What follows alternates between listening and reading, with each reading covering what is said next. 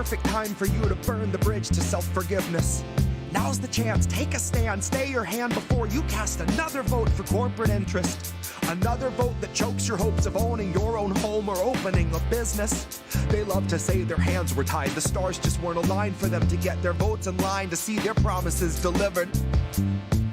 But they killed it in an instant. Bills don't die by accident, they're all assassinated on behalf of the congressionally kismet by some lobbyists who see themselves as agents of clandestine fate, not fences in a prison. Dealing in the stolen goods of sleeping slaves and trading on the futures of their children. Betting on a spread of daily dead where every grave's creating profit by the millions. For some fascists lurking in the wings and all of their affiliates. And every Etna demigod our senators conduct their darkest dealings with. It really gets impossible to document or fingerprint, 'cause it isn't just a pattern of corruption, it's the very fabric making up the structure of the system that we're living in. So dash your hopes and down a margarita goes. You box the shadows, take a little nap, and then you get back in and swing again. But if the margarita made you sick, you probably wouldn't take a drink again. So if you're voting either party, honey, think again. I recommend you steel your nerves and never serve an officer, a president, a despot, or a king again. And mark my words, the day will come where we will rise and sing again.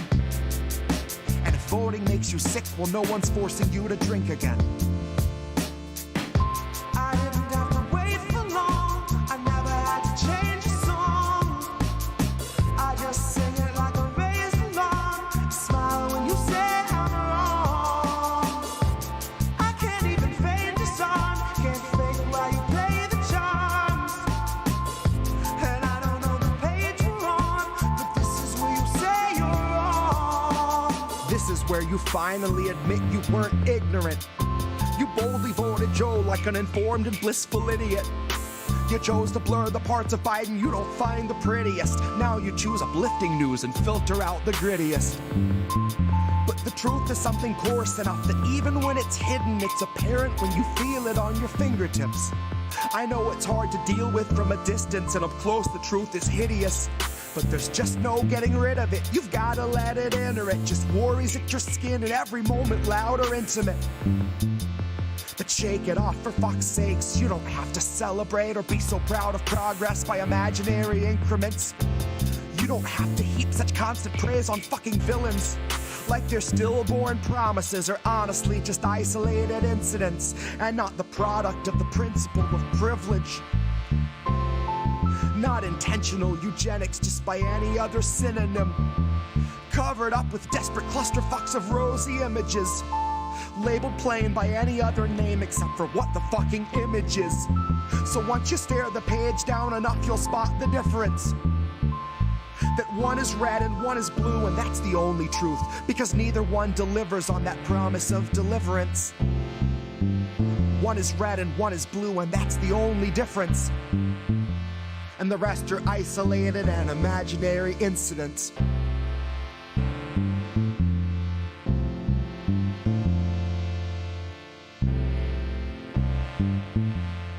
One is red, one is blue, and that's the only difference. I didn't have to wait for long, I never had to change a song. I just sing it like a raised alarm, smile when you say I'm wrong. I can't even fade the song, can't fake while you play the charms.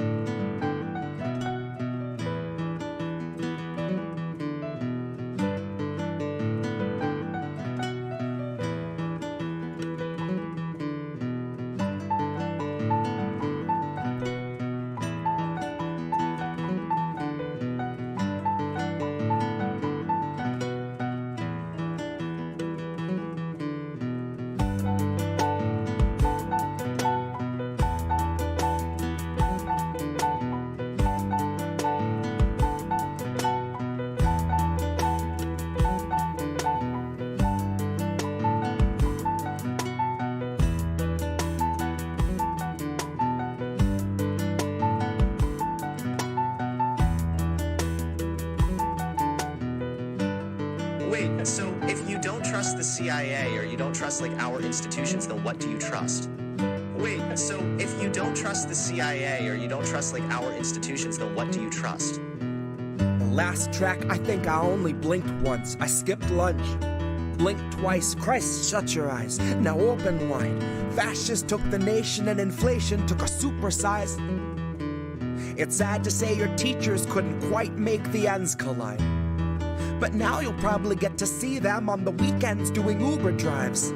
Say lube it with a little oil. One, it tastes expensive too. You'd be surprised how well it helps you open up your throat so you consume the lie of human rights that was sold to you by suits and ties, designer scents on plastic men with patient fangs and ancient vice. You know, the kind of greed that makes a person lose the sight of morals, so it's easier to sleep at night. It's easier to ease their minds and pick a foreign people we could demonize. If you take a sec to sink into how war criminals think, you'll know you'd never want to see inside.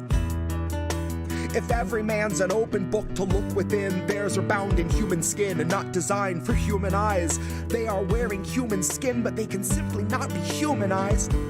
They aren't worth the lowest of the poor they swore to crucify. Holy sweet Geneva, there's a mass grave full of dead believers you called the police on cause you don't believe in squatters' rights. You believe the sanctity of human life is relative to human worth in terms of work and dollar signs. So listen when I say you need to find the light of day before it's too late to apologize.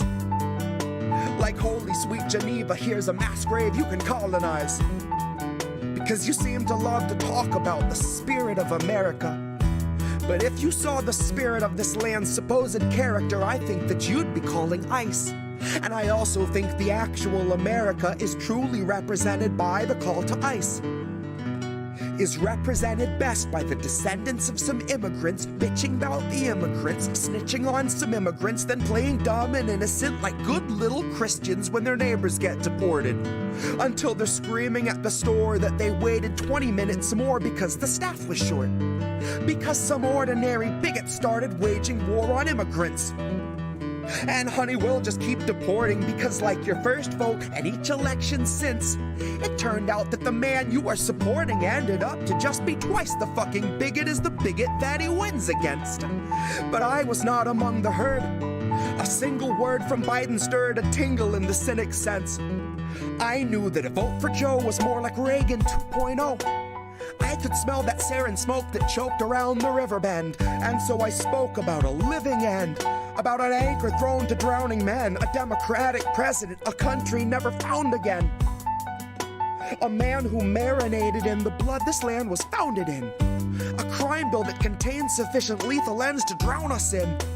All written by a man who wears a crown of sins, who currently is sleeping in a bed of sins. And it's no wonder those who truly understand the meaning of democracy are not too keen to let us in.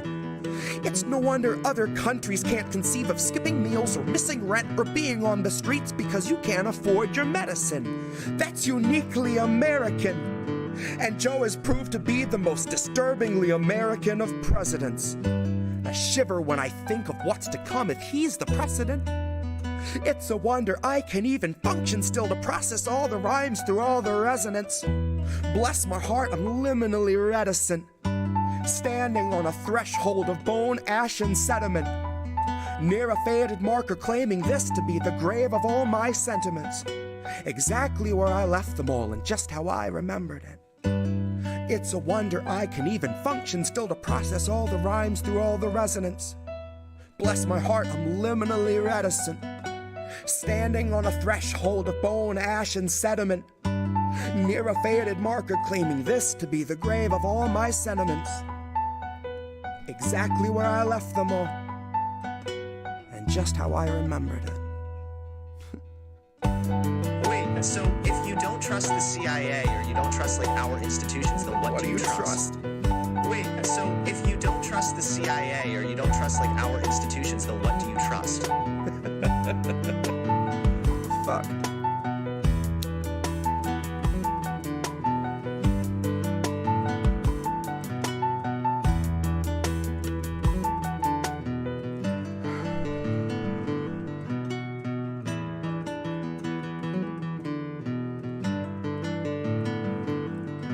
Wait, so if you don't trust the CIA or you don't trust like our institutions, then what do you trust?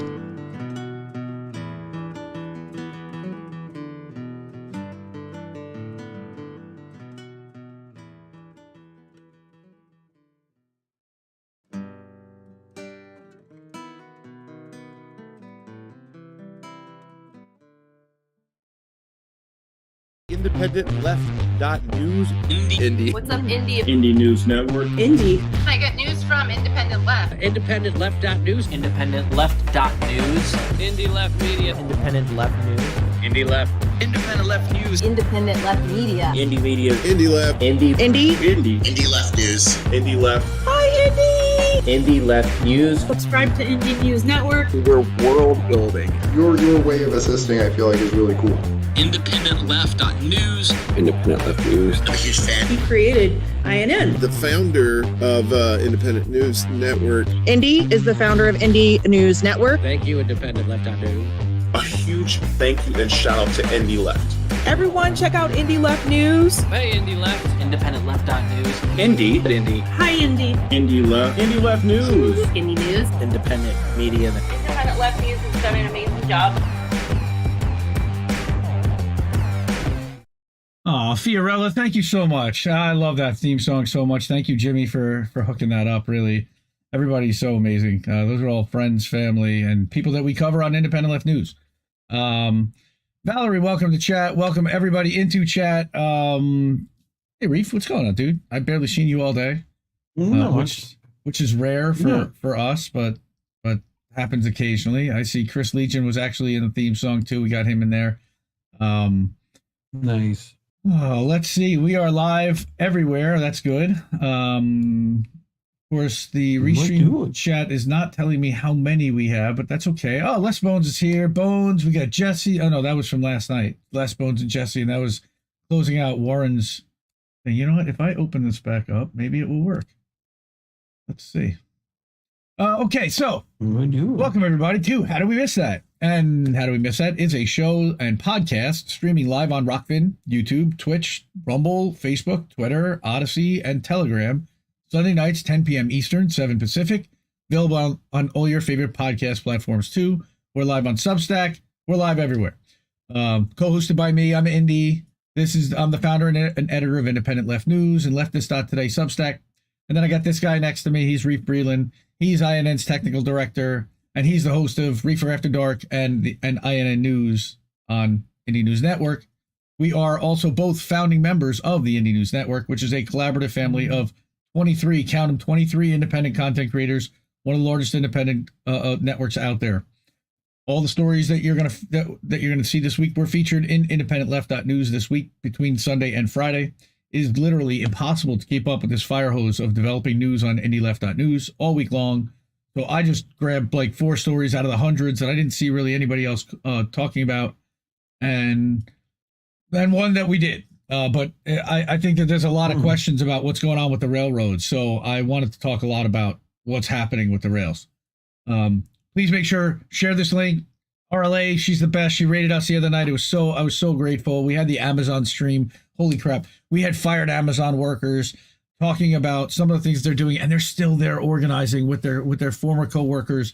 And it's so inspiring what they're doing. And they're literally pushing a rock up a hill every day. And I have such respect and such credit that goes out to them. And I appreciate them coming on INN, and we're going to have them on more often, and we're going to share out their stories, and we're going to hear from Amazon warehouse workers more often. Again, thank you to Big Mad Crab, who made our thumbnail for tonight, and he's our creative director. He makes all our thumbnails. Jimmy for the trailer, like I said, Jimmy Sunderland at Image Productions, IMIJ Productions. Go follow her on Twitch as well as on the Twitters and on Instagram. I think she's even on Facebook. Phantomos Phanto does the video editing. Fred Edward does Twitter and Facebook.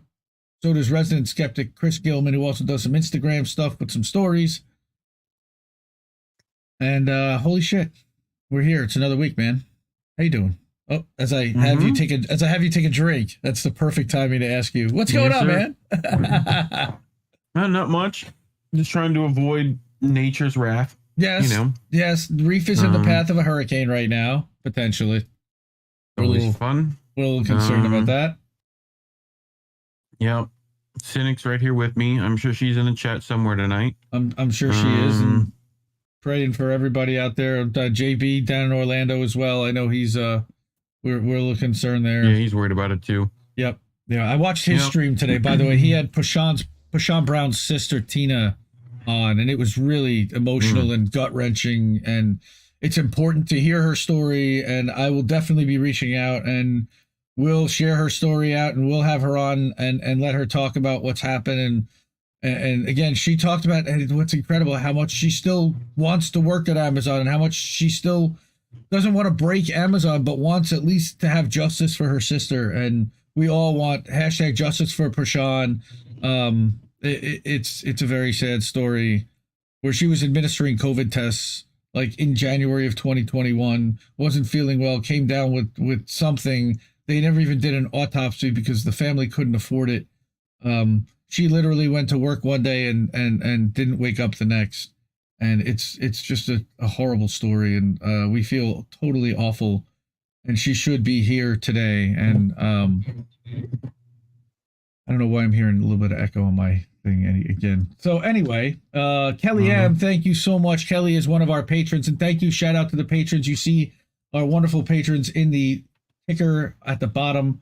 And we've got Dougie G. We've got our Radical Leftist Agenda and Les Bones. Our patrons are also people who show up every week in our chats, and they're part of the family, and we really appreciate and love you guys. We've got Rick and Rick M. I see Rick Solis is here tonight. Good to see you, bro. What's up, Rick Solis? What's up, dude? Signs, we're carrying signs now. Hi, everybody. Valerie, so good to see you again. I haven't seen you in a little bit, so I'm so glad you're here. And I have got a few... that Winehouse song every time. Right? Valerie. Yeah. Oh, dude, that's a great song. So let's go over Justin to... kills that, dude. Oh, yeah, oh my God. When he did that at Warren Palooza, oh my God, it was definitely in my head. It was great. Yes, he did. I was just talking, Rick, about that interview earlier today and how we're going to have Tina on as well at some point. I already reached out to JB. So again, we've got some really kick-ass stories, some interesting stories. We're going to talk about organized labor and a story from Hamilton Nolan over in These Times. A quick story at first is about Starbucks and I know we've been talking a lot about what Starbucks is doing, but we're going to continue to stay on that story. And then we're going to get deep into what's happening with the rails and what is happening with these rail workers that are absolutely being squeezed and set up to be screwed over. And again, shout out to Crab for our thumbnail. I was like 52 cards and a deck of 52 cards and a deck of cards. Maybe we should make the thumbnail around somehow centered around that. And this is what he came up with, and just genius stuff. Love that dude. So great. So again, we've got our continued illegal treatment of workers from Howard Schultz and Starbucks management. All right. So no regard for the law. Starbucks is still denying union workers new paid leave benefits. What? Of course, their goal is to retaliate and punish retaliate against and punish union stores, claims Starbucks United, Workers United, and follow them at SB Workers United on Twitter. Give them a shout. That's our friend Jake Johnson over at Common Dreams. There's Howard Schultz. He's attending an event there. But Starbucks management reportedly planning to deny new paid leave benefits to unionized workers, another wrinkle in the company's aggressive and unlawful campaign to stomp out organizing momentum nationwide. According to an internal memo obtained by More Perfect Union, again, Prashan's sister Tina was shouting out More Perfect Union today, and the work that they've done in amplifying that story, as well as the story of all the workers nationwide.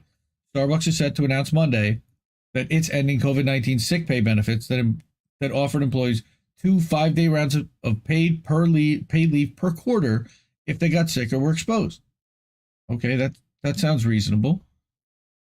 Right, the memo adds that Starbucks intends to unveil new paid leave benefits that include faster sick time accrual. However, the document states specifically the company will attempt to exclude unionized workers from the new benefits, citing federal labor law requiring management to bargain with unions over any changes to wages, benefits, and working conditions, except they don't bargain with the union. And here's the rub. Yeah. Right? Starbucks, which is currently led again by billionaire CEO Howard Schultz, who also founded the company, I'm pretty sure, insists that it's barred by federal law from making or announcing unilateral changes even as it unilaterally moves to end COVID-19 benefits for both unionized and non-union employees. How does that happen?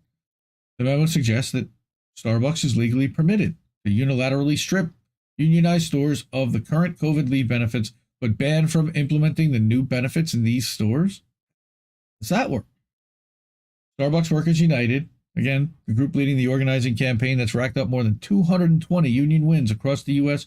since December, and I believe they work closely with SEIU. They immediately slammed the memo as further evidence that they have no regard for the law. Yeah, because they write the laws, because Howard Schultz is a huge Democratic Party donor. Quote, we're demanding that Starbucks bargain over their attempts to end COVID pay and benefits. They were interesting how Starbucks claims to not legally be able to give us new benefits in the same letter that they unilaterally take away benefits. You know, if Starbucks actually believed that they couldn't give union stores new benefits unilaterally, they wouldn't be unilaterally stripping them of our benefits now. They continued, their goal is to retaliate against and punish union stores. Again, I don't think this is really much of a surprise to anybody, but I wanted to keep going and keep this story alive and keep it afloat. And they're pushing every day. No stores are filing, but Starbucks is still closing stores. They're still firing union organizers, and now they're using tactics like this. Their latest anti-union move, like I said, comes as they face an NLRB complaint for illegally denying unionized workers wage and benefit boosts that it provided to non-union employees. Hearing in the case is scheduled for October 25th. Nice. I hear that bubbly. Did you put like the mic? Oh, sorry. Did you put the microphone all close to that or something? Wow, that was really loud. It's just it's just not my normal, it's not my normal piece. Wow, that was really loud, right? So this is the one I'm doing today. Nice. This is the one I normally do. Yeah. So a little bit more water in there. Okay, I got you. So Bloomberg Law reported earlier this week that Workers United International President Lynn Fox sent a letter to Starbucks on behalf of union stores waiving their right to bargain over the pay and benefit changes and calling for the company to provide them to union stores as well. Wait. They're waiving their right to bargain over the pay and benefit changes? So they're basically just accepting them, and still they're not getting it. So an attorney who represents Starbucks Workers United in California and Arizona told them that Schultz's stated reason for not affording wage increases and benefits to union stores was wiped out once the union presented its waiver. But the minute the union gave the waiver, he can give those wages and benefits, but if he did that, it would undercut the entire motivation of this policy, which is to discourage unionization. All right, wrong thing. Go ahead. That was me. That's all good. So their new plan, their plan for new sick leave benefits was reported just days after the Biden White House facilitated a deal between rail carriers and unions that, at least temporarily, averted a nationwide rail strike. We're going to talk about that in a minute. Right. At the center of the years-long labor dispute was paid sick leave, which, unlike other wealthy countries, we don't guarantee. So again, they want paid sick leave. The rail workers, we're going to talk about their sick leave too. This, as much as anything that's been written, emphasizes the need for the U.S. to guarantee sick workers some form of paid sick days and paid medical family leave legislation. The question is that federally sponsored and supported? Because, and you require a business to pay sick leave? I don't know here if you can do that in the United States. Like it's a real question. Like I don't know legally if we're allowed. Why? Well, because the way the laws are to allow what? Demand sick leave?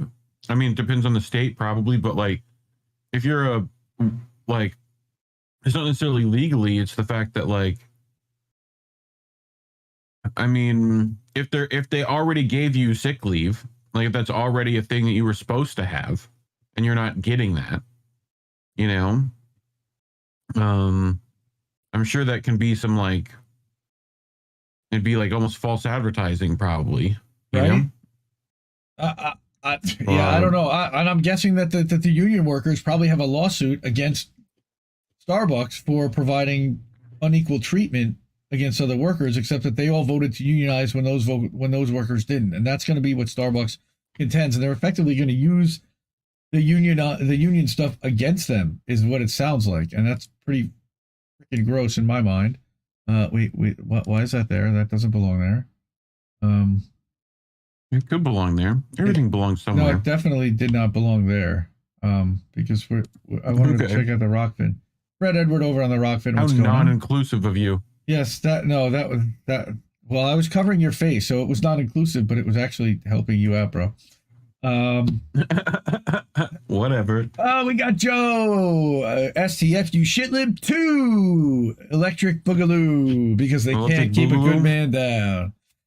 Son of a bitch. Those sons of bitches. Those NAFO doggies. Those little bitches. They mass reported our brother Shibas. Joe. The Shiba Inus. You know, the State Department, you know, whatever, NED, CIA, USAID, you name the frickin', the initial letters, agency, but that's who's sponsoring all this stuff. NAFO, NATO, who knows, but brutal. So they got rid of our friend Joe. Hey, and we got extra booyah over on the Rockfin. Go sign up, rockfin.com/extra booyah. He just hit his 1,000th follower. We just hit 2,000, so thank you everybody for that. Really appreciate that.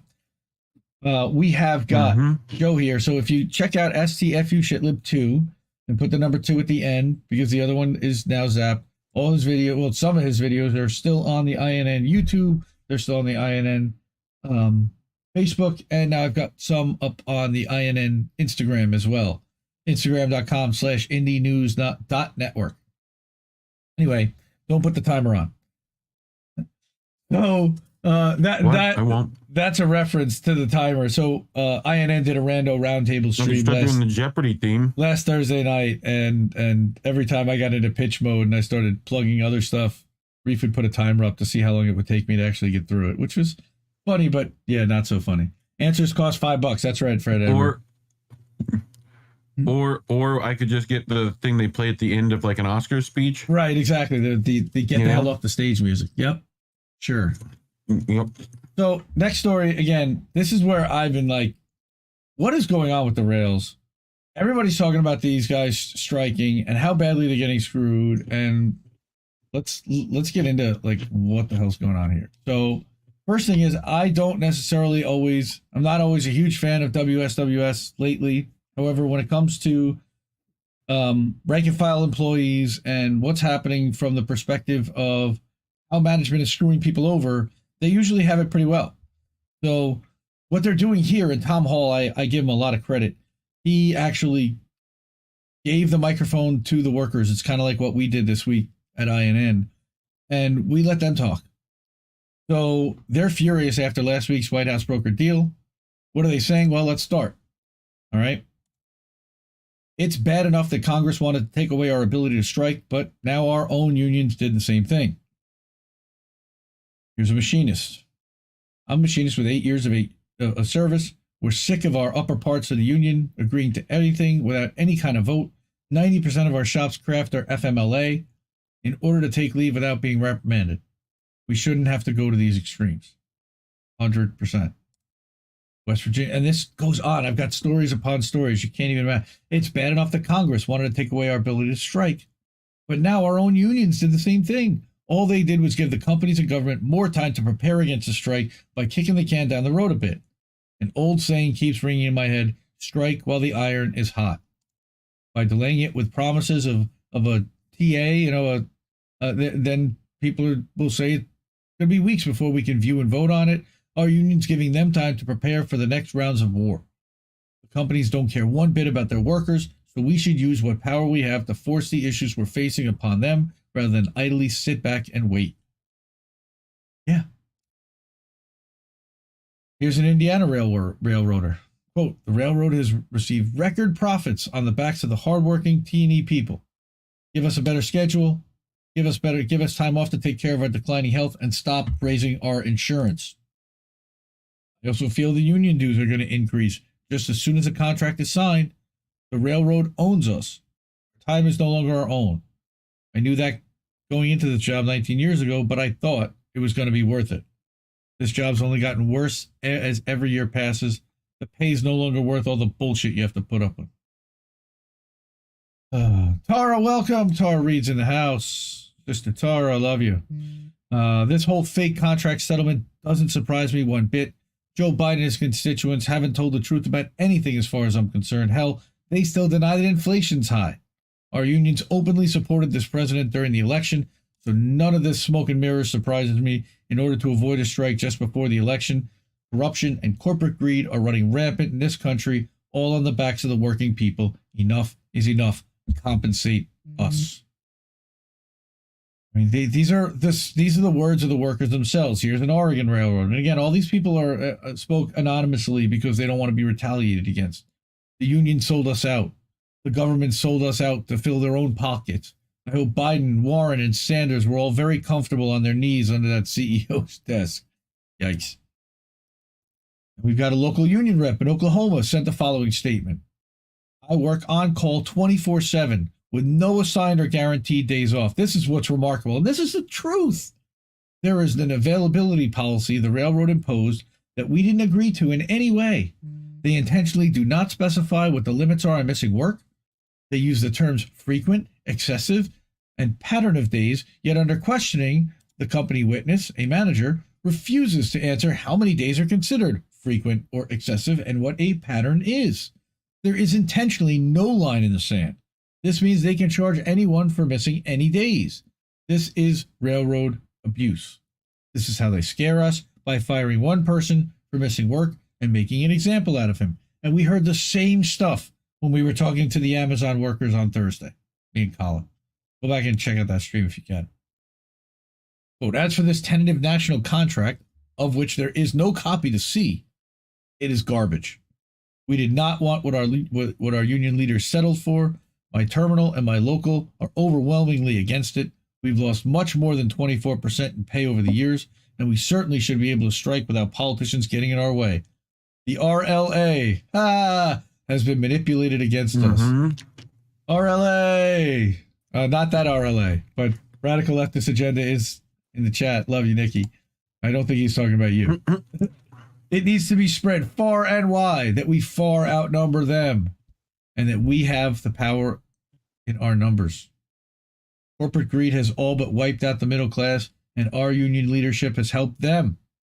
Washington's even worse, and when you consider that the very party that's supposed to stand with labor only pretends to help us because they want our money, then it seems hopeless. So, let's shut the railroads down for a time, and they'll be brought to their knees. We need another 1877 strike. We need a revolution. And not of the Kardashian variety. So we need a revolution. Looks like y'all ready for a revolution. We need a revolution. Union Insider explains how bureaucrats' raises are at stake in the contract, right? So WSWS also received the following anonymous tip from someone who attended the Brotherhood of Railway Signalmen convention earlier this year. I, along with over 100 other signal workers, was at the Brotherhood Signal Convention in June of 2022.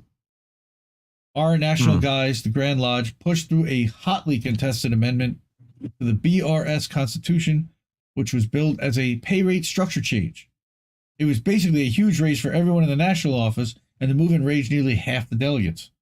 It was amended several times and finally passed. For years, their raises have been directly tied to general wage increases that they secured for the majority of their members nationally. If they got us a 10% raise, then they get a 10% raise. That hasn't changed, but in addition to this general wage increase, the GWI increase, this new restructuring of the pay system will bump all the Grand Lodge guys up substantially more in addition to the GWIs. They get 2 raises this time. Of course. Wonder why that is. However, due to a technicality in the rush job that was done on one of the amendments to the BRS Constitution at the last second, we discovered a big problem just recently.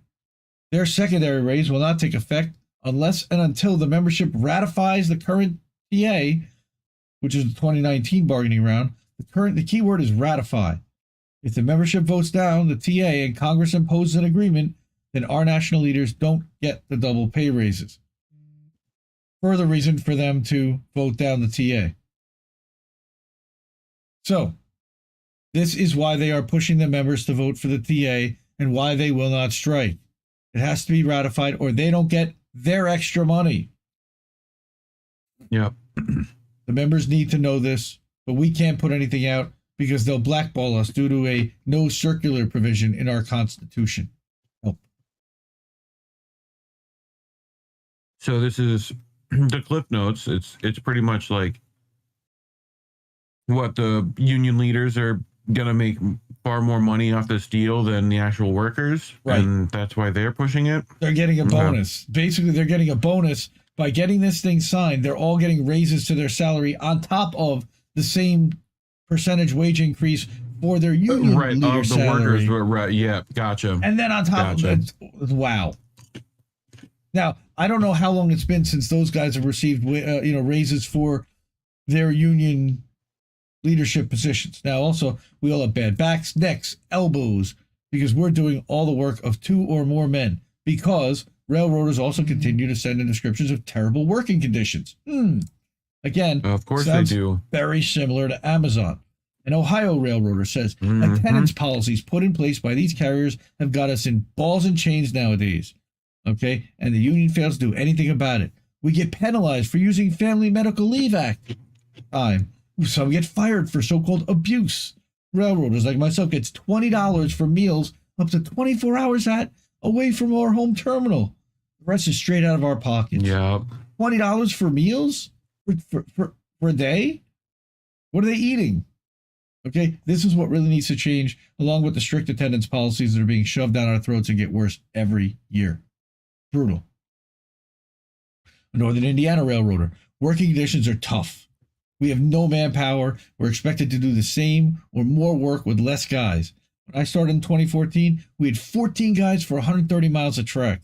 Now we have 7 who are expected to do the same amount of work, and 2 of those guys are track inspectors, so that leaves 5 for actual work. 5 people, 130 miles of track. Do you feel safe on the rails? I wouldn't. Our tools are outdated. Management's so incompetent they couldn't plan a kid's birthday. We work long hours in the elements, and because of all this, our health pays for it. Again, bad backs, necks, knees, elbows, because we're all doing the work of 2 or more. Now, we're not soft down here by any means, but pay us what we're worth. This contract that's stuck in the 1970s needs an overhaul. 3 weeks vacation on your 8th year with no sick days is ridiculous. No sick days. McDonald's employees get more than that. Again, not to knock employees. The airline pilots union got roughly an 80% raise in their contract. But I'll stop going on. It's time to strike. Here's a signalman. Union Pacific. Doing the job 15 years. Watching this company force employees to quit with precision scheduled railroading and by only opening jobs where they knew they'd have to move themselves and their families. Strategy to make people quit. All during COVID at the peak of their record cars being moved. Record profits, and we're going to talk about that too. That's next. I'm sure that affects supply chain too. Well, of course. On top of all that. Sure, of course. At the same time, they restructured the hotel list we had to stay at with hotels that were not at par to stay at. For example, one area, there were 3 hotels at the corporate lodging list before the restructure: Comfort Inn, Days Inn, and Super 8. That's not exactly luxury stuff, right? We were told we couldn't stay there because only managers or directors are now able to stay there. The hotel was only charging $70 a night. The others are $20. Mind you, COVID was just starting to go through the U.S. like wildfire. I felt unsafe staying at the other hotels. I asked the manager, please don't make us stay here. He told me it was policy. Who approves the list? He does. And it was all about saving money. This has been awful the last 5 years, and that's bullshit. Going to get worse. Bro. Like, what? It's policy. Who makes the policy? Well, me, but look, don't worry about it. Well, look, man, it's him, except that he has a boss. Look, you know who owns the railroads? Warren Buffett owns the railroads. Sure. Yeah. Okay. Berkshire Hathaway. Well, I'm sorry, Warren Buffet. You mispronounced it. He owns Burlington Northern Santa Fe. He owns CSX. He owns a lot. All these major rail carriers are consolidated and now owned by Berkshire Hathaway, which is controlled and owned by Warren Buffett. Here, I'm a member of the Brotherhood of Maintenance of Way. Railroad barons are gonna be fucking terrible. Who would have thunk? Right. Who would have thunk? These actions by the railroads have got us to the breaking point.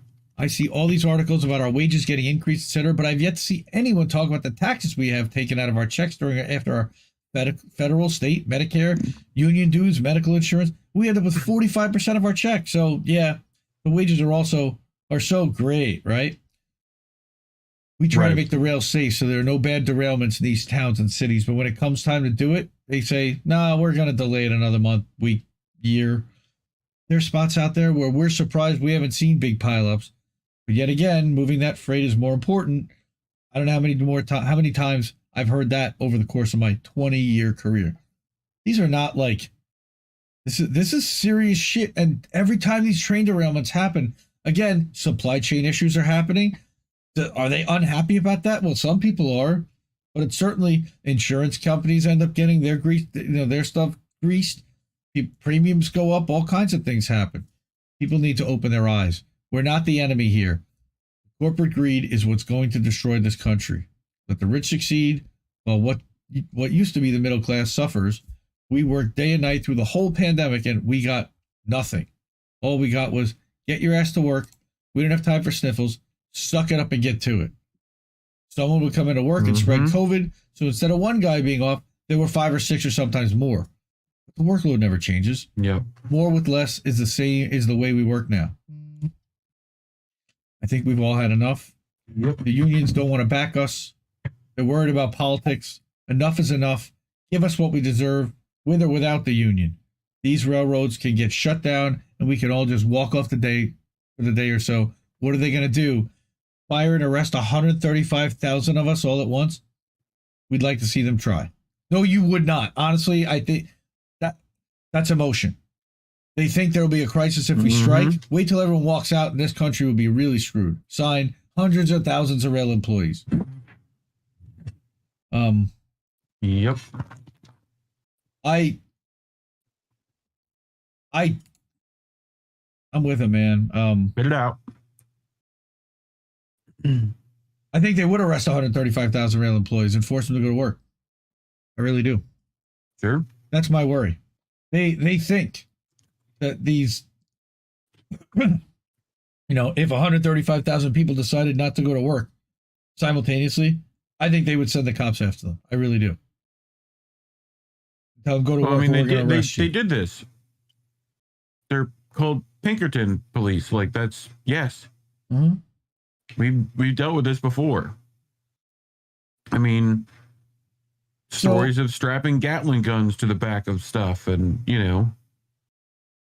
So like we talked about, again, we've heard from the perspective of the rail workers, and I thought that was most important to start by hearing from them directly. What do they feel like doing? How are they feeling about this? Now, it's not over. While Biden runs around touting the rail deal, workers have yet to vote, and many remain skeptical. So again, now this is Common Dreams, and again, this is in these times, picked up by Common Dreams. National rail strike could still be on the table if the rank and file workers reject the tentative agreement announced by the White House. So, Biden took the victory lap on Thursday, we know, after his admin helped broker a deal to stave off what would have been the first national freight railroad strike in 30 years. But the potential crisis isn't over until rank and file rail workers vote on whether to approve the agreement, which could take weeks.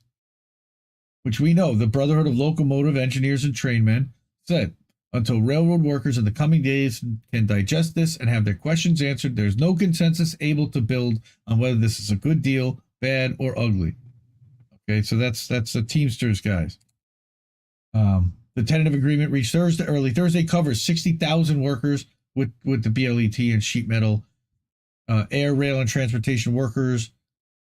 What are the Smart TD? 2 of 12 rail unions that have been in contract negotiations with the major freight rail carriers for nearly 3 years. While all the other unions had already reached tentative deals, the BLET and Smart TD were the last holdouts. So now they've got that done. Okay. And so the president, Dennis Pierce, said that in accordance with the union's internal processes, the tentative agreement will first be reviewed by the union's general chairman, who will finalize the document before it's sent out to the membership for ratification via mail. And again, we now know that these guys are all due to get extra bonuses and extra raises if they can get this over the hump. So now they have all the incentive in the world to get this done. So, quote, this is probably going to take 3 to 4 weeks to fully get full details into members' hands. Not a delay tactic. It's just the way the process works. Everyone needs to remain calm because they will have their day to exercise their democratic rights on whether they want this to be their contract or not. Yeah, but the question is how prepared are they going to be when it comes to striking? And how prepared is management and the country going to be?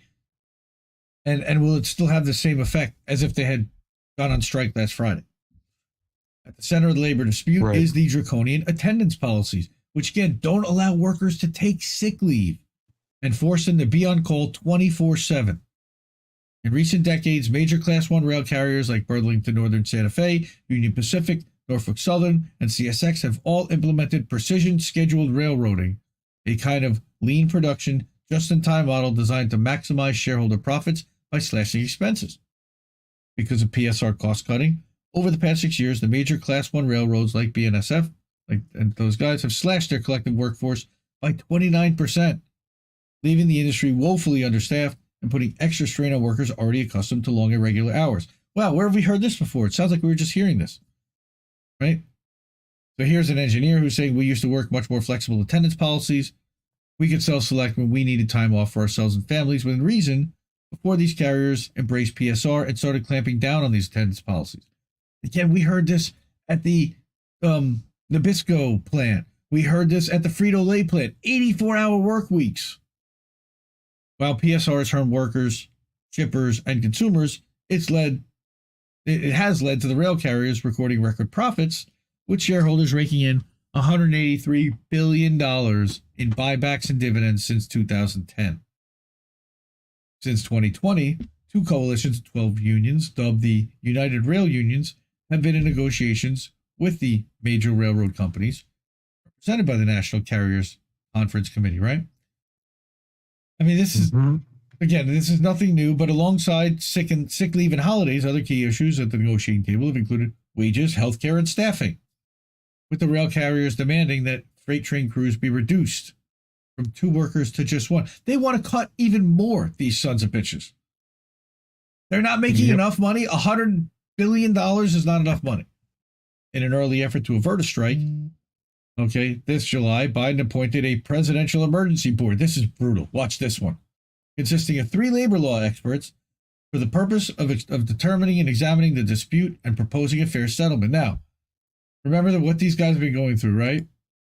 After a month-long investigation, the PEB issued its report on August 16th while recommending a headline-grabbing 24% compounded wage increase within the next 18 months. The emergency board called on the unions to withdraw their demands for paid sick leave and added holidays, while also refusing to make recommendations on train crew size. Wait a minute. So at least you can, which means that they're woefully underpaid a lot more than the 24%. The 24% was just a pittance. Yeah. Just to say, look, man, we know you guys have been underpaid probably by 100%. Well, we'll say 24%. And you're not getting your sick pay. Fuck you. These guys are garbage. Thanks, Joe Biden. Let's go, Brandon. All right. The next day, the rail carriers declared that they were prepared to meet with the rail unions and reach agreements based on the PEB report without delay. I wonder if people who worked for Berkshire Hathaway are actually in the Biden White House.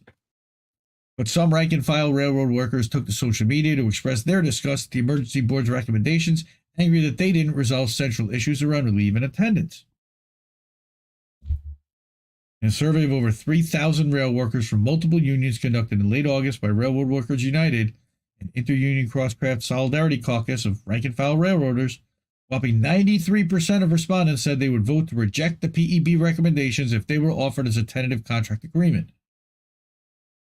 One phase from the PEB's report particularly stood out to many workers, offering a clear picture of what their employees think of them. Carriers maintain that capital investment and risk are the reasons for their profits, not any contributions by labor. Workers mean nothing to them. It really shows how out of touch rail carriers are to say that out loud. We as workers are fighting for human dignity at this point, just to be recognized as part of the reason that these carriers are extremely profitable. Gross. Yeah, seriously, Lisa. Yep. Okay, so In the weeks after the PEB report, most of the unions reached tentative agreements with the railroads based on the emergency board's recommendations. Garbage. They set the goalposts. So far, at least 2 unions have ratified their agreements. The TCU and the Brotherhood of Railway Carmen, the BCR, the BRC. But members of the International Association of Machinists and Aerospace Workers, District 19, voted to reject their tentative deal, delaying a possible strike by that particular union till September 29th. Others are still in the process of voting. Right? So, again, entering the week with a potential strike on the horizon on September 16th, only SMART TD and the BLET, the 2 largest rail unions, still did not have tentative agreements. In an apparent attempt to ratchet up the pressure, the rail carriers announced embargoes of fertilizer, ammonia, and other chemical products crucial to agriculture, while Amtrak began canceling long-distance passenger service.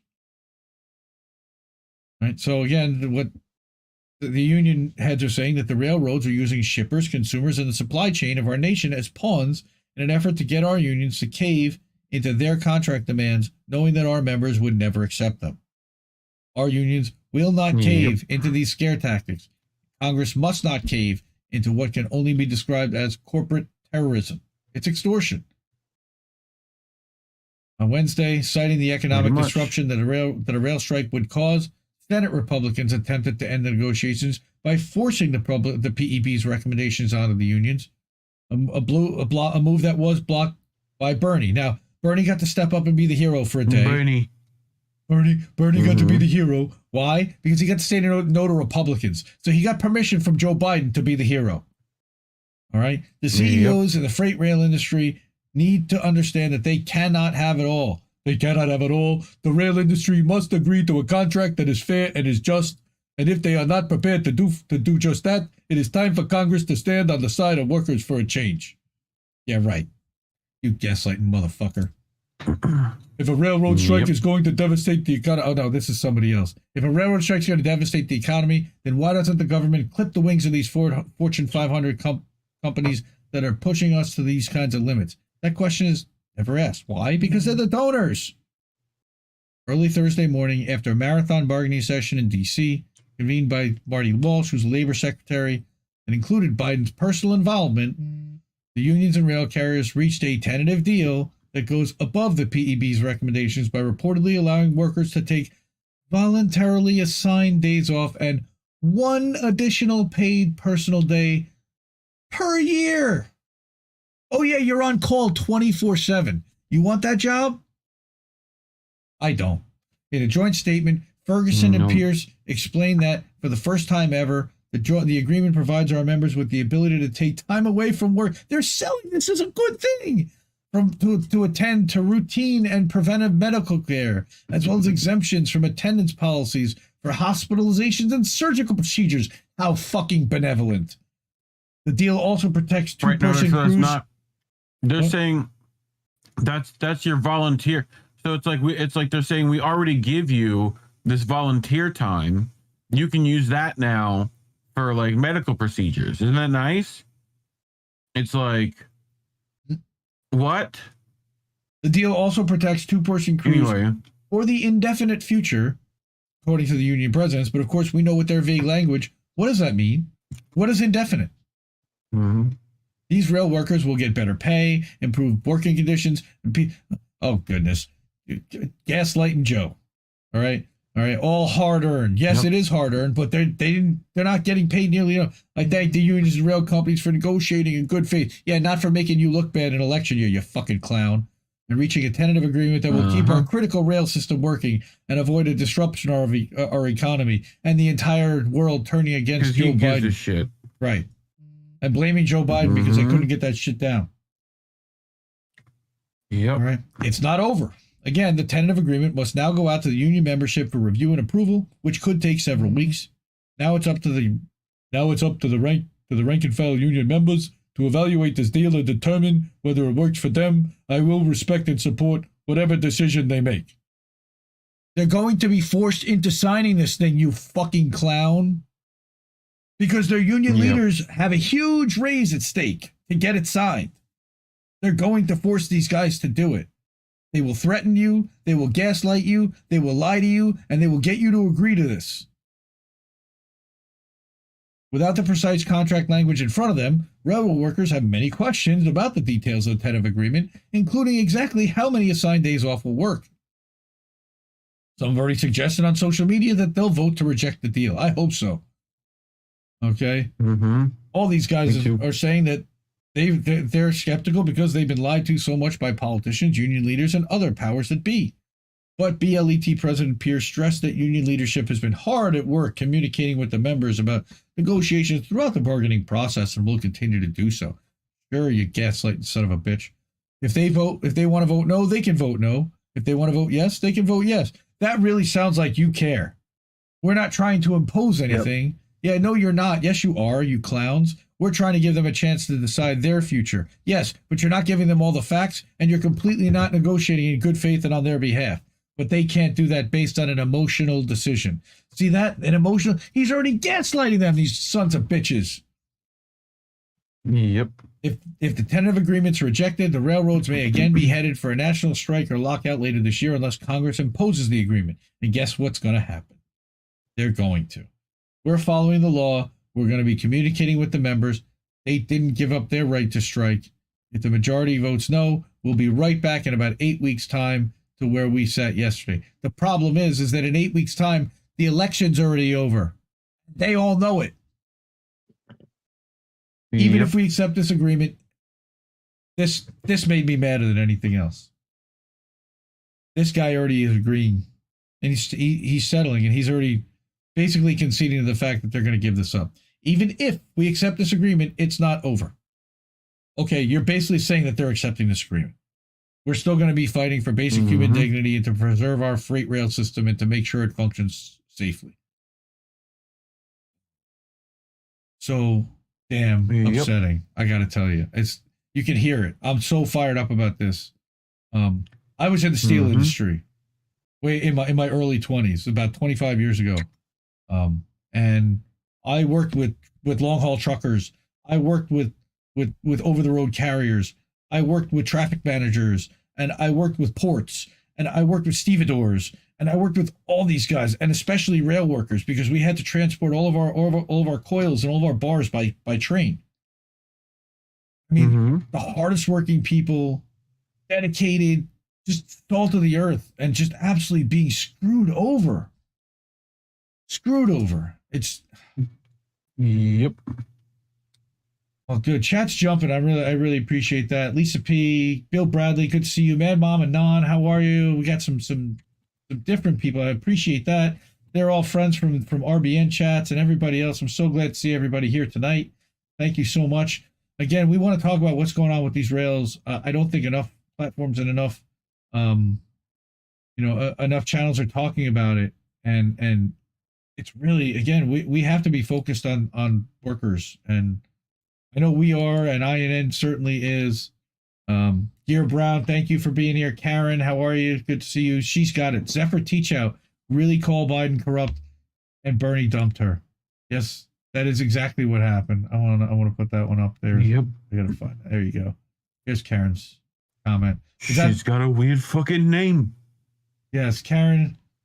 Couldn't spell it. Smetanovska. She has got it. No, not that. I'm talking. I'm being Bernie. Oh, Zephyr Teacher. She's got a weird name. She certainly does. Yep. So again, it's and there's more to this. Okay, I've got one more part to the story. All right, and the third part is the most infuriating of all. While fighting workers, railroads made over $10 billion in stock buybacks. And again, this is out of Common Dreams. Our research shows just how far railroad execs will go to funnel record profits. And again, that'll be in the article. At the same time, they fought to deny sick days and other benefits to workers in the freight industry. Rail carrier executives have been rewarding shareholders with billions of dollars in stock buybacks and dividend bumps. What does that do? According to railroad operators, bad for workers, good for investors. A collection of data compiled by the Groundwork Collaborative and shared with Common Dreams on Monday A handful of major rail companies reported more than $10 billion in buybacks and dividends over the first 6 months of 2022. Meanwhile, workers who try to visit a doctor amid a global pandemic continue to be disciplined, leading to higher staff turnover and soaring injury rates. Our research shows just how far railroad executives will go, like I said, to funnel record profits to their shareholders, even if that means stagnant wages, inhumane attendance policies, and throwing our supply chain into further turmoil. Groundwork's analysis, which is based on recent corporate earnings calls from Union Pacific, CSX, Canadian National Railway, and Norfolk Southern, sheds new light on the dynamics underlying rail workers' ongoing fight for more safety and dignity in the workplace. When it comes to shoveling more money to investors, Groundwork found that Union Pacific is leading the pack in 2022. Rather than using billions of dollars in revenue to improve pay and job conditions, Union Pacific gave $5 billion to shareholders through buybacks and dividends in the first 6 months of this year alone. Would they take $1 billion of that and pay some of their employees a little bit more and give a day off? I think they could. No. Right? Other giants in the industry, they're not far behind. CSX, for instance, funded nearly $3 billion in buybacks and dividends to investors from January through June, while Canadian National Railway reported $2.3 billion in stock buybacks during the same period. Now, what stock buybacks do is they take available stock off the market, which artificially inflates the price of the available remaining shares on the market. I'm sure it's going to tell you that. Although exact figures weren't disclosed, Norfolk Southern's chief financial officer, Mark George, said on a July call that shareholder distributions are up, and you'll observe here that the 19% higher dividend payments through 6 months on top of continued strong share repurchase activity. How could they do that? Well, they're doing that on the backs of their workers. Railroads have been enjoying record profits after decades of deregulation, consolidation, and just-in-time practices known as, like we said, PRS, transformed the industry into what Sarah Miller, executive director of the American Economic Liberties Project, describes as another monopolized cash cow for Wall Street, which we've seen. Right? The safety of workers and communities, meanwhile, has been put in jeopardy by executives who fired workers and increased hours. And here's a David Dane quote from American Prospect, right? And he's got a good article about how America's supply chains get railroaded. Right. For their part, railroad executives have testified that the primary reason for their service failures for this year is a lack of workers. Yes, because they fired them all to boost their revenues. They gave out packages. Again, new analysis points out Union Pacific Chief Executive Officer Lance Fritz told investors on a July call, the company had cut staff by a third since 2018 and said, we've got to do some other unique and creative things with our labor unions in order to make our crews more available and more productive. Yeah, creative, like squeezing the fuck out of them and putting them on 24/7 freaking call. I mean, these guys are not ambulance drivers. They're not firefighters. They should not have to be on call 24/7. There's no reason for this when a company's making hundreds of billions of dollars in profit a year. I mean, who could pay multiple crews? I mean, it's $10 billion they've made in buybacks, but what's their profit been? That's just the stock. That's just the money they use from their profits to buy back and take the stock off the market. He also said Union Pacific is prepared to make further staffing cuts during an economic downturn, asserting that conductorless trains would be better for the conductor's quality of life. So now you're just completely automating the whole thing. Yeah. Automating it. They're like, all right, fuck it. The unions are coming, boys. We got to get robots. That's right. Robo trains. Robo trains, robo truckers, robo everything. Eliminate every. You know what? You know why, right? Because we're headed for Wall-E, because they don't talk back. Well, no, because it's all about geometry. Oh, clearly. But like Fritz at Union Pacific, CSX CEO James Foote told investors on a July call that workers at his company are not happy that they didn't get a raise for 2.5 years and expressed hope that the PEB puts out a recommendation that's a win-win for both sides. Yeah, right, sure. How much money did you guys put in the coffers of Biden administration? CSX acknowledged that its injury rate. Yep, thank you, Misty. Shout out to Misty. We'll talk about her event on October 8th later on. CSX acknowledged that its injury rate in the second quarter increased modestly from the near record levels in the first quarter, only for him to blame the company's staffing challenges on what he described as pandemic-induced changes to employees' work and lifestyle preferences. Yeah, it can't be the fact that you're, again, offering 24/7 call with no sick days. Who the hell wants to go work for that? It's been somewhat of a surprise to all of us, the number of people that have dropped out after, again, going through all the classroom training, all the on-the-job training, and then working a few months and deciding they don't like railroading as a profession. Just moments after stagnant wages and unsafe conditions were discussed. He's blaming the workers. They go through all of this and then they decide, how about the fact that they get their paycheck and then they realize that they're fucked and they talk to everyone who's been there 20 years. It's like, dude, run. Mark George, CFO of Norfolk Southern, meanwhile, also attributed high attrition rates to the so-called lifestyle challenge occurring in a very unique labor market where everyone's looking for talent. Again, how the hell do you have a family when you're on call 24/7 working for a railroad? He did go on to at least acknowledge, however, that despite the very rich and attractive pay structure that the railroads offer, sometimes people would rather work in a more predictable schedule in warehousing or in-home construction where they can be nearby and where they can live and not stay in hotels and just not also be on call. Yes. Yeah. Norfolk Southern's chief operating COO, Cindy Sanborn, said that companies looking into sign-on and attendance bonuses, retirement deferral, and referral incentives. They're bringing back the old retirements and they're making them wait longer to boost hiring and retention. Yeah. But she didn't say anything about workers' fundamental demands for sick days, paid leave, and other basic benefits revolving around better quality of life. What a surprise. Again, here's the extreme case. You've got Aaron Hiles. He died from a heart attack in June, weeks after postponing a doctor's appointment so that he wouldn't be penalized for time off at his job. This is just one of the tragedies at the heart of, at least for the now, averted rail strike. I mean, just all day. Last week, labor lawyer Jenny Hunter and Perry Gerstein, right?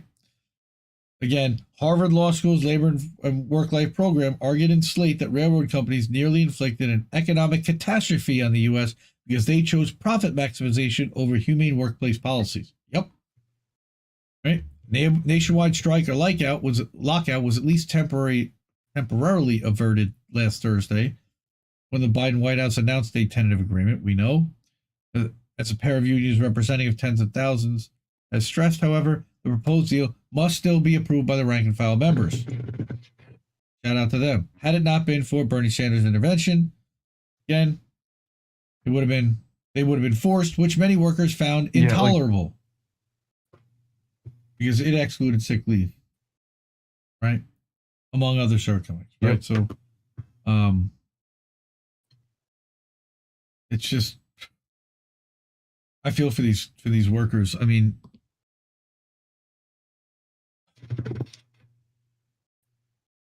I don't know what the answer is because it's all corruption and greed at the top. The same people that have to regulate and police these guys and tell them what they need to do, they're the ones that end up getting paid off to not and look the other way and to screw over the workers. And meanwhile, all these people get completely fucked over and they're dropping out of the workforce. And yeah, this further compounds the supply chain. It further compounds the people getting kicked out of their homes because they can't afford their homes because they don't want to work for a railroad where they have to be on call 24/7.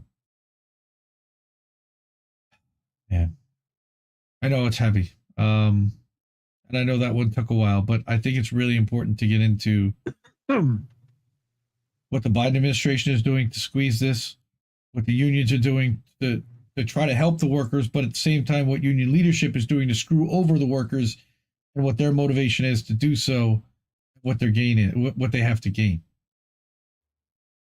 So I think it's really important info. I haven't heard anybody else talking about the double pay from the unions besides here. So, Nick, how are you? Welcome. We got Uncle Warren still here. Cool. we got one more story, and then we can get to boats. And this one is not that long of a story, and it's one that you and I are probably going to have disagreement on with the writer, who's actually one of the best writers out there. What do you think about the railroad shit? Except for this one, and then he's a terrible writer on this story. Right? What? What do you think about the railroad workers? What's their move? I mean, how do they? I mean, other than withholding labor nationally, and do you think that they'd send the cops after these guys, similar to like an air traffic controller, and say they're essential workers and they have to go to work, and then what? Do you want people coming to work who wanted to be on strike? Especially ones that are like charged with the safety of moving massive equipment. Yeah, I'm gonna leave a couple bolts loose after that. You know what I'm saying? Like, right? You know, like dude, I would anyway. Like, this is the resistance. You know, like of all the jokes about resistance recently, right? That's how you actually resist stuff. Is every time they make you do something, do it as poorly and as terribly as possible. Like, that's this whole quiet quitting thing that everybody's been talking about too. Quiet quitting, which is hilarious. Yeah. Quiet quitting, where you go there and do the job that they hired you to do, is now called quiet quitting. When you're not going above and beyond, that's insane. That's called doing your job. It's not called quiet quitting. Now, quiet quitting is if you go there on their dime and you fuck off and you look for another job while you're working for them. That's a different story. Big Bad Crab says he quiet quit his job months ago. Well, that's, again, meaning you're just doing the job that they paid you to do. Good for you. Because that's all you should be doing. So, again, one more story. In these Times Mag, is organized labor broken? And I thought this was really interesting. Again, Hamilton Nolan, who we haven't covered one of his stories in a while. Not really huge fans in these times, but they did have a couple good articles this week about labor, and that's probably the one area that I think they do a good job with. But independent unions are great, but it's also proof of labor's broken institutions. So this is actually kind of weird, because it's coming from the point of establishment labor and shitting on it, but here's why. The inspiring wave of independent labor organizing also represents the failure of existing unions. Here's our Trader Joe's United logo. Shout out to Trader Joe's United. This year, again, has brought a lot of stirring labor victories, a pace of union campaigns, and strikes so frenetic that it's easy to collapse in a puddle of undifferentiated cheering for stuff, right? The most important trend, though, has been the sudden rise of independent unions, organizing drives at untouched companies led by the workers themselves, not affiliated with any existing major unions. The ALU, of course, has been the biggest example of those, and an endless stream of others seem determined to follow in its footsteps. An independent union drive succeeded at Trader Joe's, and they've popped up everywhere, from Apple to Chipotle to Geico. Geico! Now, what does Geico again stand for? I believe it is Government Employee Insurance Company was originally what Geico stood for. It's not owned by the government anymore. Okay? The rise of all these independents is inspiring. It is the flowering of seeds that were planted by 40 years of rising inequality and by the work of an entire generation of labor movement activists pushing unions as the solution.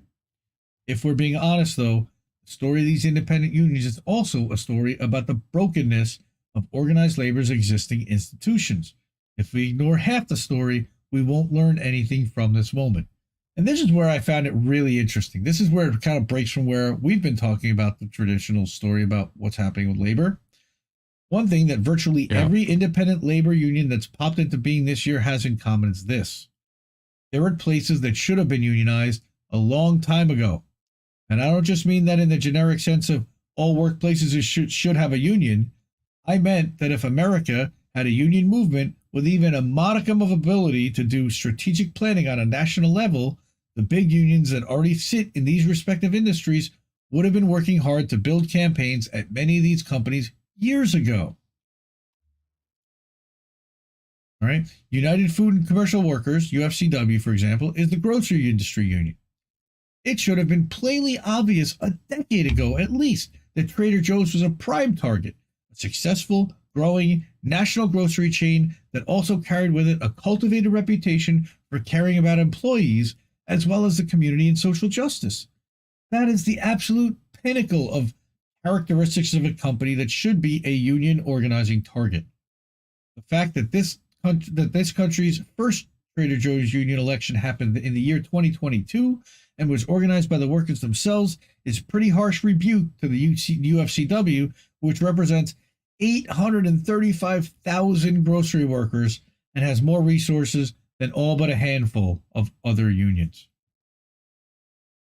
Yeah. Amazon, Apple, Chipotle, Geico, all these are premier employers in industries that have existing unions. In many cases, the existing unions have organizing drives at these companies themselves too. CWA, for example, is organizing Apple stores.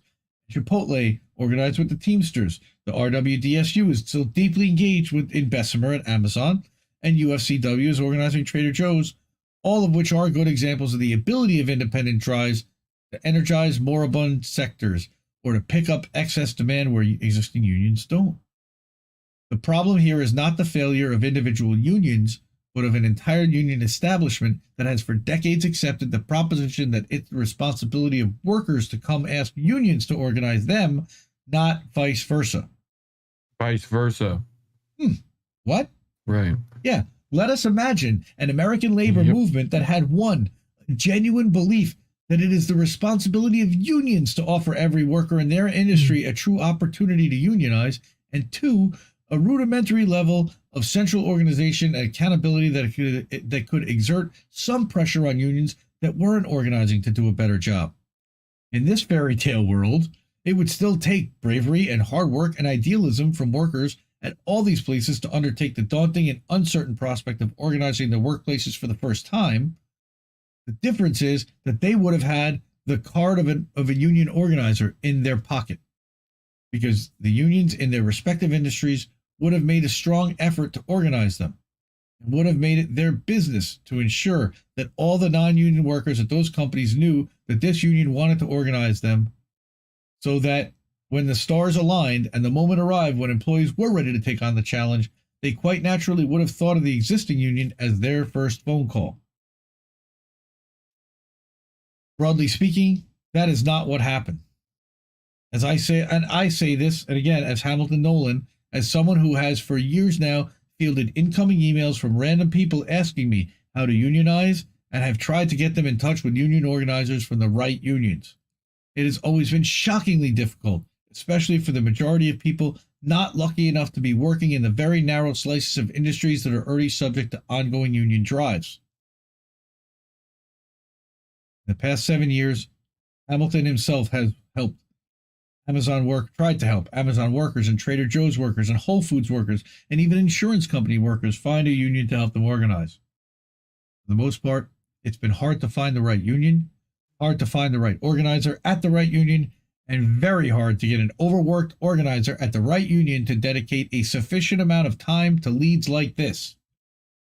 There are heroic union staffers everywhere, but not nearly enough of them. The problem is not the individual people. The problem is that this sort of thing, which should have always been the top priority of a labor movement that has been losing density for decades, has not been much of a priority at all. Wait, sorry, that was the wrong one. Wait, I meant to do. We're fucked. Yes, that's right, Cynic. All right. So the pandemic happened and a tipping point was reached. There's been a widespread grassroots surge of interest in unionizing, and surprise, many workers have come to the conclusion that it makes a lot more sense to organize themselves than to spend forever making calls to existing unions that have never spoken to them before, have not spent the money to build the organizing staff necessary to give them the time they need. This makes perfect sense. The hard numbers tell us that America's biggest unions have allowed their organizing muscles to atrophy, and now that game day has arrived, they're largely too weak to play. This must be a moment of reckoning for the people who lead unions and control their budgets. As much as we cheer on the resolve of workers who take it upon themselves to organize independently, we must also turn to the unions of their industry and say, hey, Why didn't you get that? I don't want a bland stream of cheerleading tweets from the AFL-CIO about this trend of independence. I want nonstop meetings of top union leaders cowering in chagrin over how it came to this in the first place. Right. This moment in history is an unfolding demonstration of the fact that organizing must be a nonstop practice. You cannot just allow it to wilt for decades and then expect it to flip on a switch like a switch when the national mood changes. A recent report found that organized labor in America employed 23,000 less people in 2020 than it did even in 2010, even while its bank accounts swelled. How many of these people were potential organizers who could have been sitting in coffee shops or McDonald's parking lots across the streets from Trader Joe's and Amazon warehouses and dreary white-collar office buildings, talking to workers about what a union could do for them? A lot. Philosophically, there is nothing wrong with having an independent union. Practically, there are, and again, this is where I think I'm going to run into an argument with him, there are many drawbacks. And I don't necessarily disagree with him, but I also think that they need to be independent, and I've got my reasons why. He's saying that it can take a lot of time and money and expertise and lawyers to get a solid first union contract in place. Not wrong about any of those things. Those are things that existing unions have that independents don't. Winning the union vote is great, but only a first step. Unions got big and coalesced in the first place because solidarity is power, and money, and staff, and political connections, and law firms. Many of the independent unions that do manage to win a union election will inevitably migrate towards existing unions over time, or they will get crushed by their multi-billion-dollar employers willing to stall and litigate every single thing rather than bargain a fair contract. Hello, Amazon. So, some independents will join bigger unions, and some, like ALU, may manage to grow enough to form their own new unions, and others will die out. Again, I hope that's the case, okay? But they've done the labor movement a great service no matter what their eventual fate is. They have become big, flashing billboards for the need to invest in institutional organizing capacity so that no working person is ever unable to find a union that would like to help them organize. If we don't say that out loud, the lesson will be ignored. Strong unions knock on every door. They talk to every worker. They bring the message to people who don't even know they need it. They don't sit inside while the times are tough and come out when it's sunny to find out that the big game started without them. And again, I'm going to go back and I'm going to shout out the leaders from Cause. And again, this is Hamilton Nolan. One of the best there is, really. Follow him at Hamilton Nolan, hamilton@indietimes.com if you want to email him. Follow him all over. Good dude. Knows his stuff. So that's our story on organized labor. And I agree with him to a point. I still think independent unions are important. And I still think that, again, like Shadowband said, SEIU, AFL-CIO, Teamsters, they're their own top-down corporate infrastructure themselves. Yep. They're not run by the workers, and they're not even working at or for the company that they're representing. So, yeah. Willie Bragg, welcome to the show. How are you, bud? Good to see you. Let me see. Oh, good. He's coming up here. We had people that hated unions at my workplace, yet came crying to the union, right, when something went wrong. Shop stewards would get them out of trouble, yet these peeps, still would not join the union. Yeah, why? Because they were brainwashing against unions. Right? We need both independent unions, and we need to get the people inside establishment unions to reform it from within. Yeah, that's difficult again because their salaries and their greased paychecks and all this other stuff preclude them from doing so. Eric T. Red, shout out to patron Eric T. Red. Thank you for joining us on Sunday night. How did we miss that? We just finished up on stories. It is just about time for boats. But before we do that, I do want to make a plea for our friend Misty Winston. Again, our friend Crab, Big Mad Crab, made some graphics for this, and you've got some Great speakers at this event. It's going to be on October 8th from noon to 3 p.m. Eastern in front of the U.S. Department of Justice, 950 Pennsylvania Avenue Northwest in D.C. There is an amazing lineup of speakers that's going to be speaking and going to be talking about the Assange case. Randy Credico and Andy Chambers and Dave DeCamp from Anti-War and John Kiriakou, CIA whistleblower, Eliza Blue and Marsha Coleman Adebayo, okay, political commentator for USA Today, Joe Loria from Consortium News, and Garland Nixon. We love Garland. Steve Donziger. Again, big names, folks. Big lefties. Big people speaking out for free speech. Scott Ritter just got announced. Yep, I saw Kevin Gostola's going to be there. So shout out to everybody that's doing that. If you are in the area, in the DC area, please show up. It is going to be an incredible event.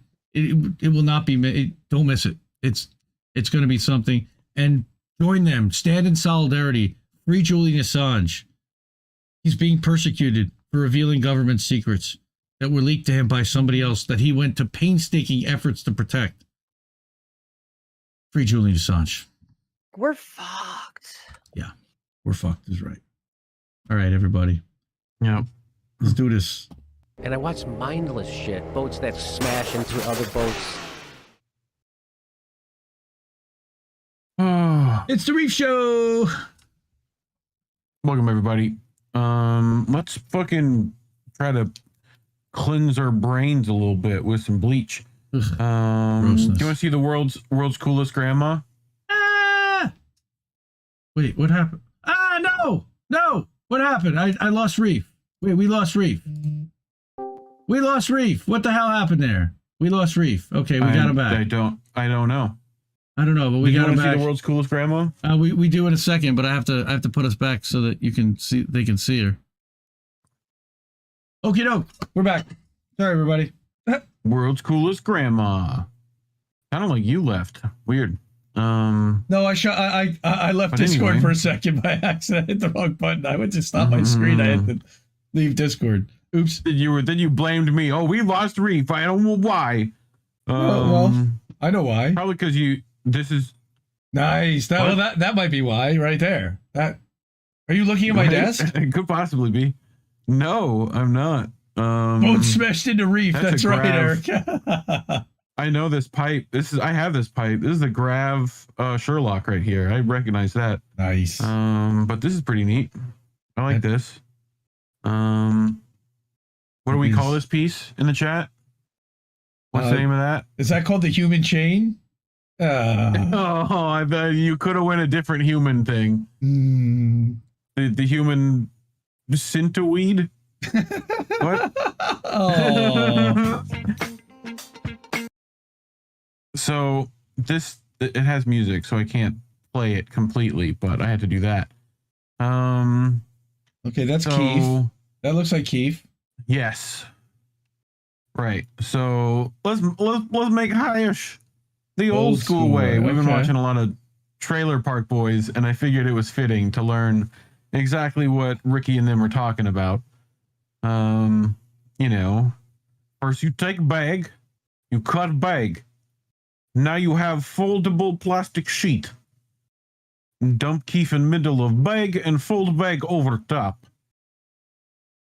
Then you heat butter knife to not melt bag but be hot still. And then press your Keef together with hot knife.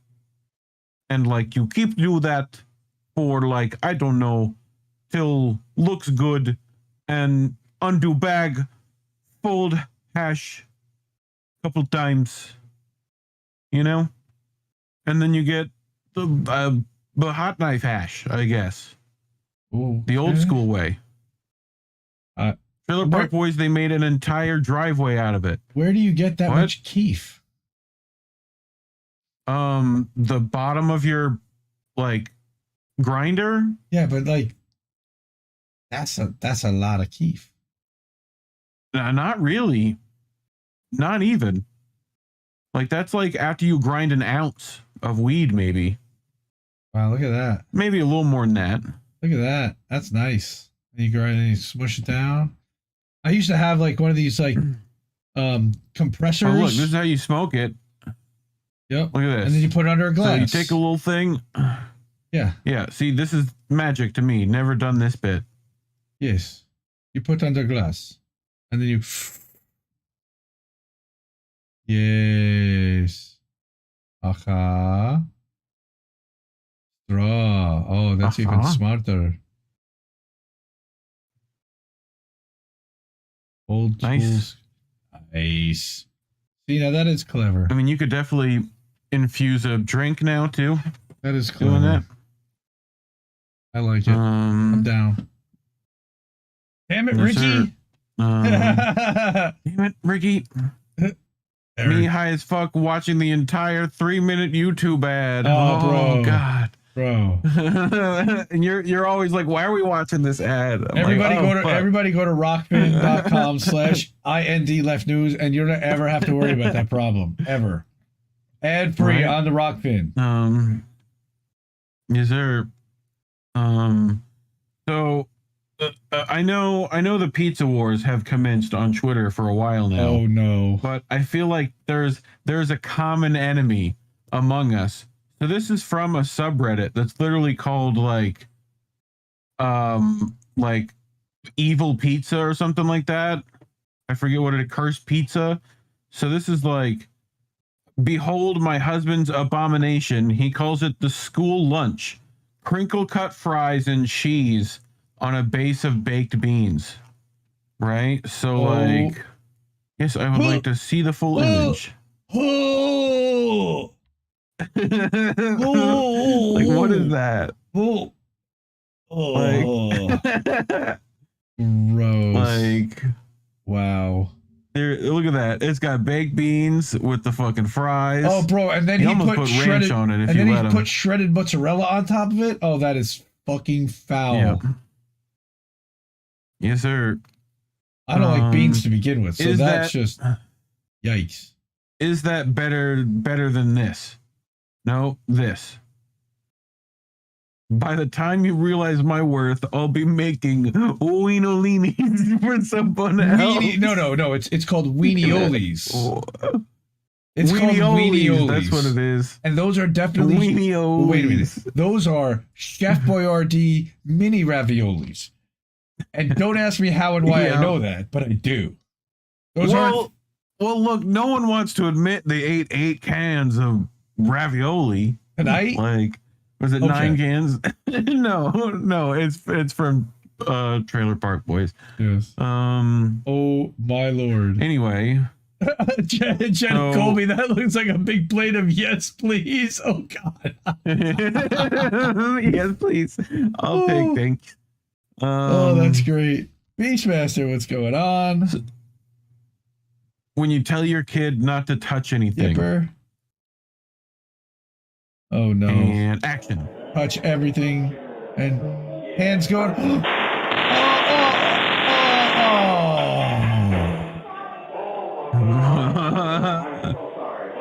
I'm so sorry. We gotta go. Bye, guys. I'm so sorry. Please don't make me pay for this. Please don't make me pay for this. Wasn't my fault. Children, they're terrible. Oh my word. Maroon. Here you go. Yep. Little baby. Oh, baby has sock. Baby no has sock no more. I don't think that was her What's plan. funny is like, but there's a lot of other socks missing though. Yeah. Why, if you notice. Why is the? Oh my god. So I think she's taken like at least 2 pairs of socks because like this guy's not wearing it. This one's not wearing it. He's got one on. Oh, they've got one. Know, each one's got like, one sock. So now she's just. Each one's got one sock. She's not working on the second. Now, did that disappear into the vacuum? I think she just got. I think she just got caught. Yeah, it went in the vacuum. You know. Oh, hey now. That face. Right. Oh, you need this one after the week you've had.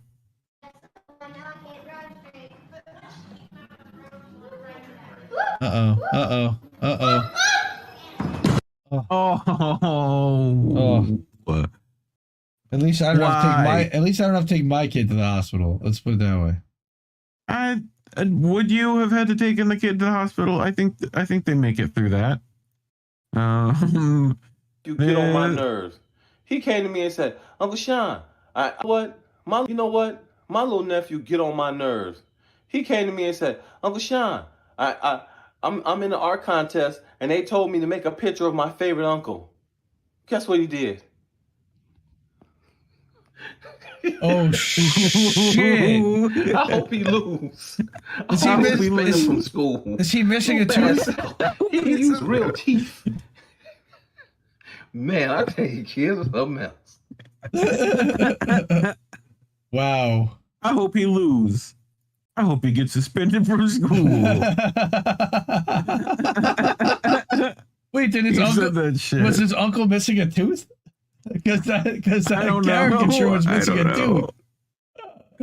I mean, like, I couldn't tell. No. Said, Uncle Sean. Yes, he is. I'm in the art contest, and they told me to make a. Yeah, he is. Oh, he's missing a tooth. Oh, that's harsh. Oh, that's pretty harsh. He is missing a tooth. Kids are assholes, man. Okay.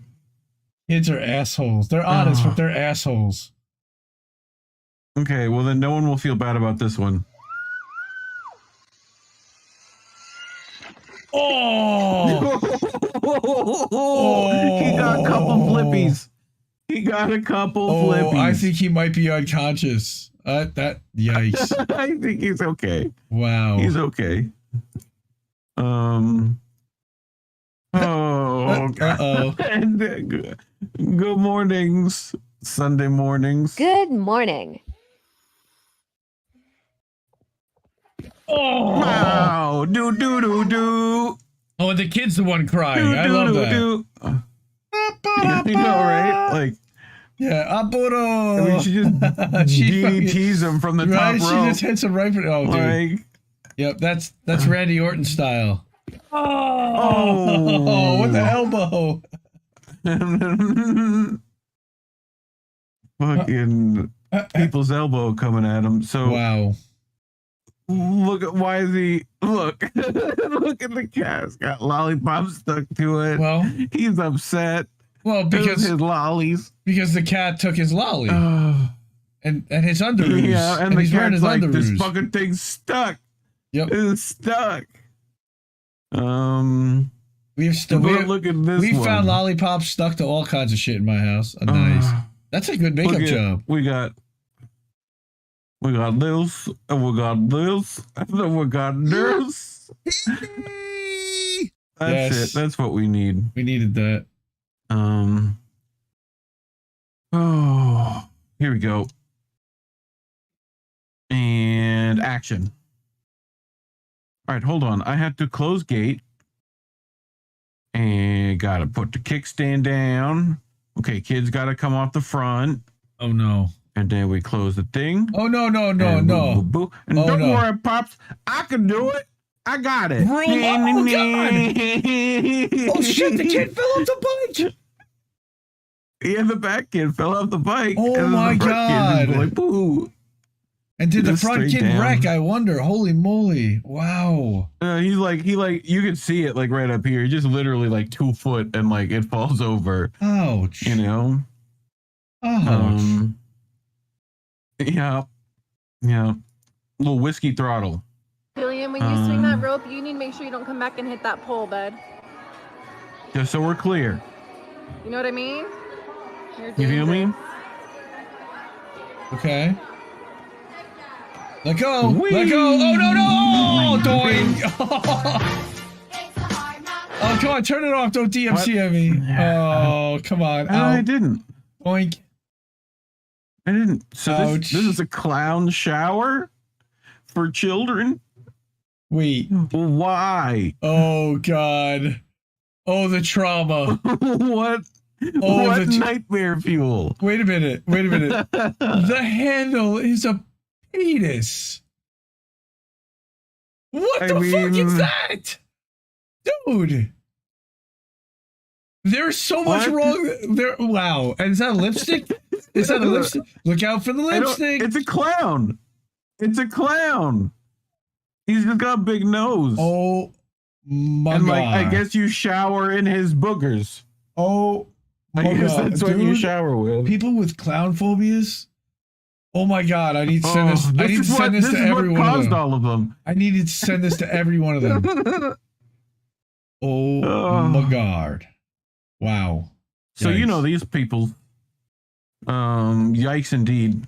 These are almost scarier than that clown. What advice would you give New King? What would you like to see him do? Do a backflip. What advice would you give do a backflip? King? What would you like to see him do? Do a backflip. Sure. Perfect. Yeah, I want to see him do a backflip. I'm in. Yes. I'm in. Oh God, clown want to blow my balloon? Oh, come on, Yipper. Yikes. Oh God, gross. It's just a button. And action. Action. No action. No action. I clicked. Nope. I clicked.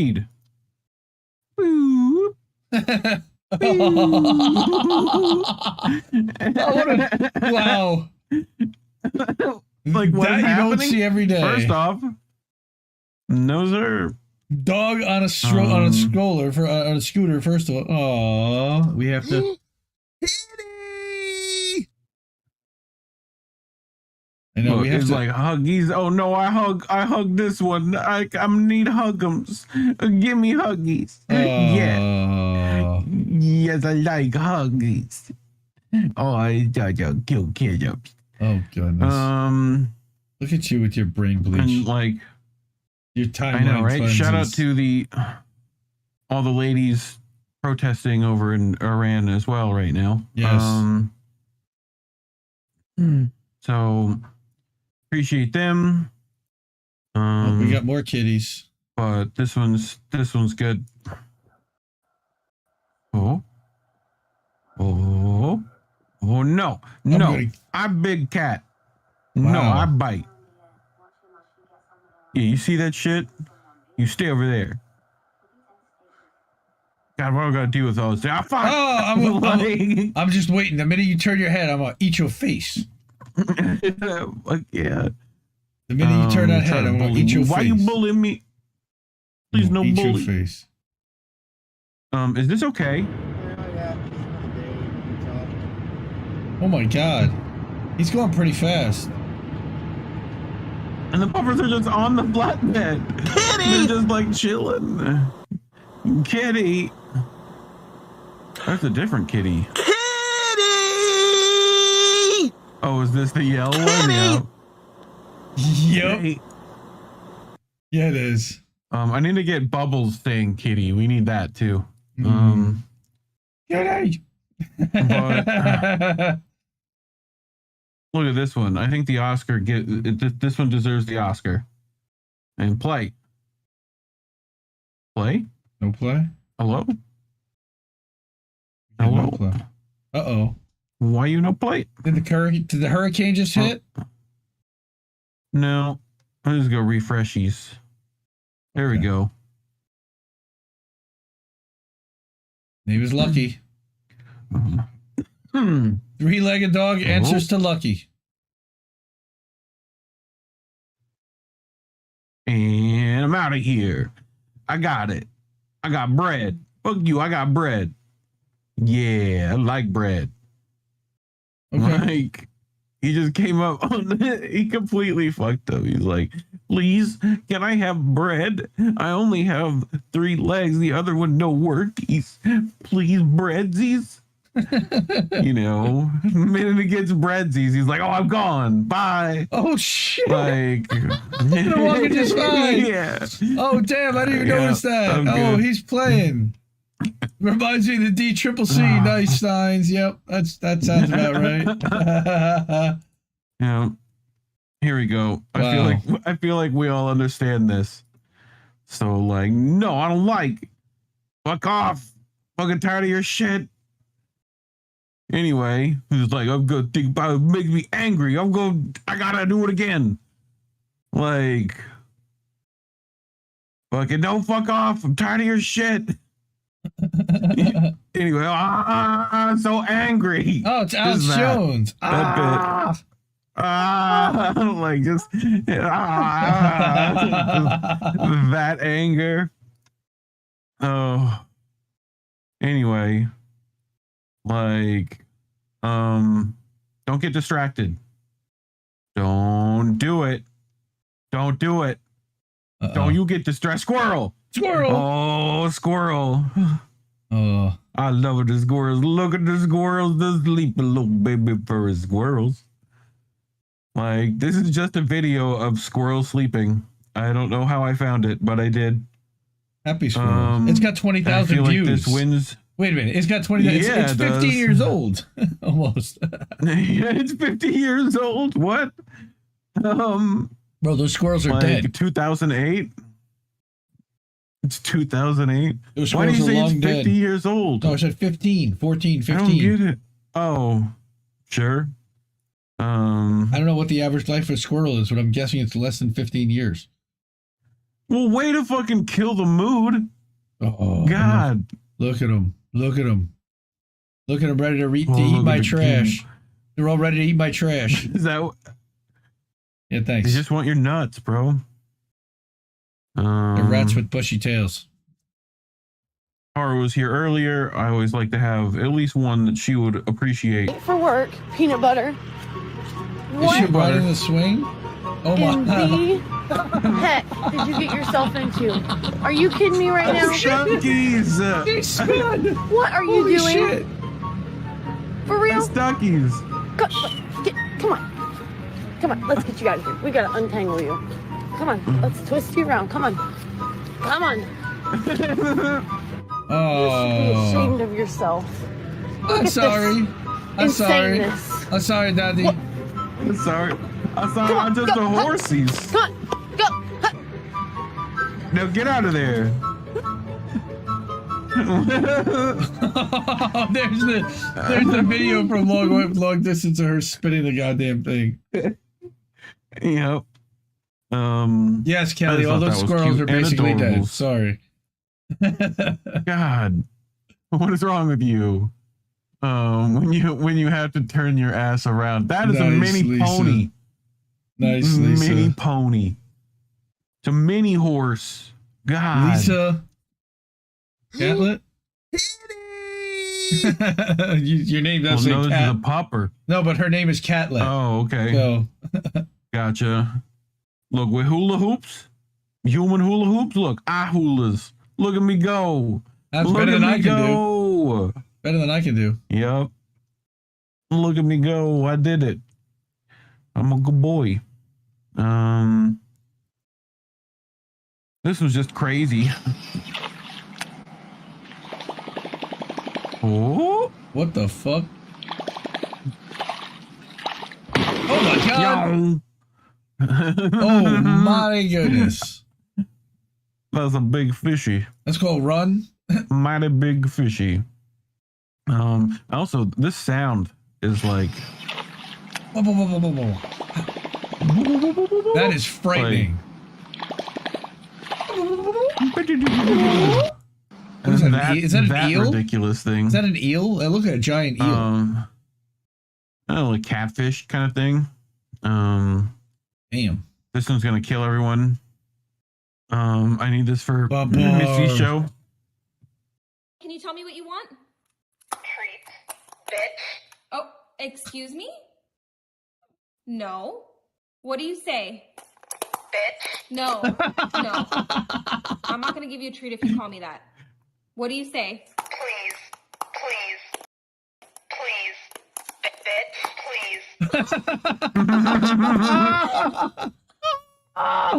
Look at the dog's face, bitch, please. I will watch it again. I need that again. Treat, bitch. Oh, can you tell me what you want? Treat, bitch. Oh, excuse me? No. Treats, bitch. That's say? totally. All right. No. Crab, this is the new theme song for Bitch with Misty. What do you say? Bitch. Bitch. Please. That's great. Please, please, please, bitch, please. Oh my goodness. So here we have a skater boy. And upsies. Oh. And upsies. Whoa. I got that shit. Ow. I got you bored. Oh. Like, look, the kid catches the Oh dog yeah, the edge of the rail. fucking board. Yeah, no, he definitely grabs the board over the rail. Mm-hmm. Yeah. Like, yeah, you should have grabbed your board, bro. You should have pizzaed when you French fried, man. That's all right, Cynic. We see the requests for approval. Just approve them and you're good. You don't have to loosen it. Yeah. Oh boy. This is Maya.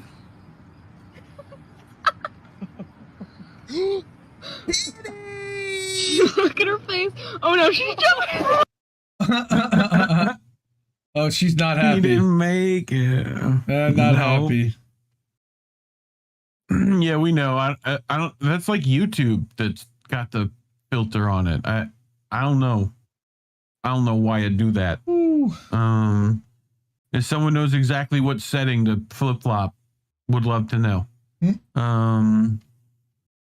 But okay, that does not look like it's gonna go well. No. Okay. Just a guess. Oh, he's not stable. Bend your knees. Bend your knees. Oh no. Oh no. Dude, he's going in the pool. Is he dropping in? Come on. That'd be crazy if he did. If he dropped in like that. Bro. Oh my god. The fact that he's even still up is remarkable. What does he have? Do a kickflip. Bro. What? Down steps? Down a ramp? Yeah, he's dropping close in. enough. That's close enough. That's sure. Now just go over the coping and you got it. Are you serious? You know? Dude, that's impressive. You serious?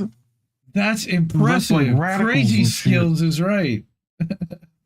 Now do a kickflip. This is just fucked. I called my job from jail to tell them why I couldn't make it. They freaking bailed me out and made me come to work.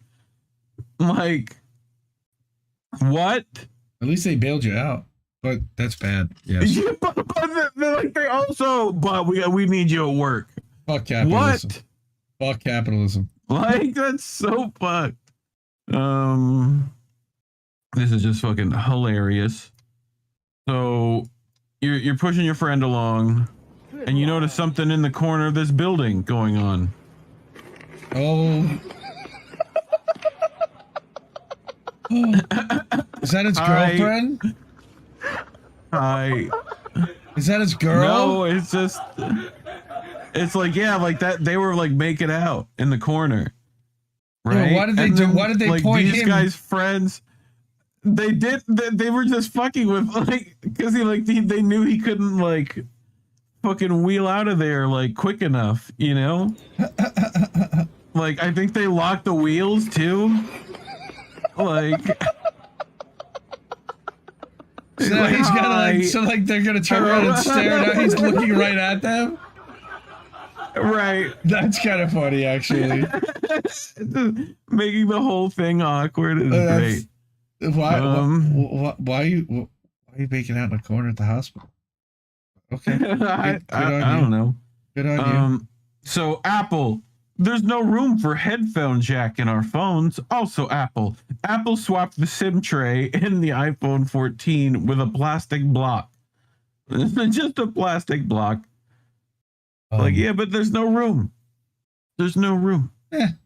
Sounds like Bill Burr. There's no room. But there's no room. There's no room. There's no room. Put fucking plastic in there. What the fuck? Oh boy. I bet Bill Burr's thought about this.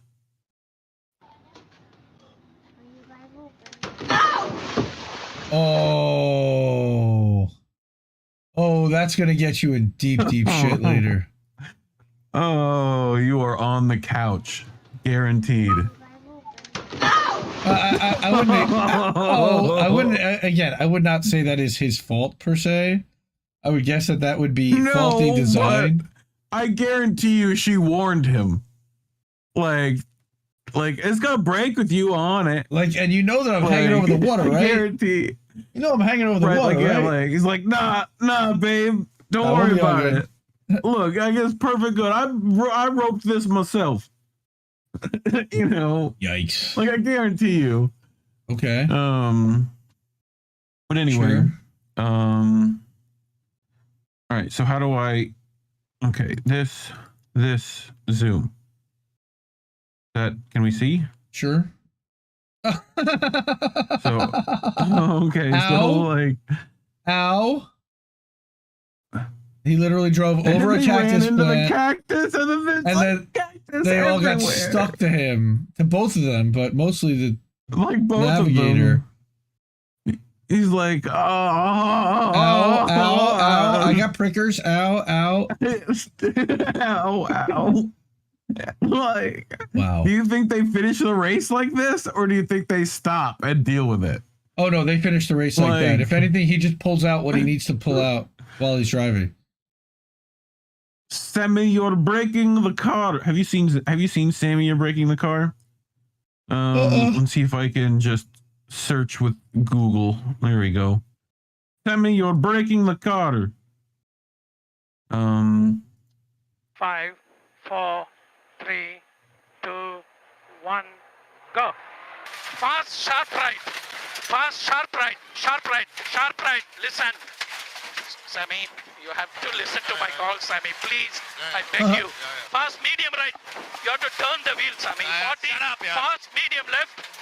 50, downhill, triple caution. Triple caution, stay center. Triple caution, stay center. Triple caution, stay center. Whoa. Concentrate, Sammy, please. Medium left, long. Turn in. Medium left. This is just a video of him, nice like. and easy, turn. Throttle. Fast, medium left, long. In.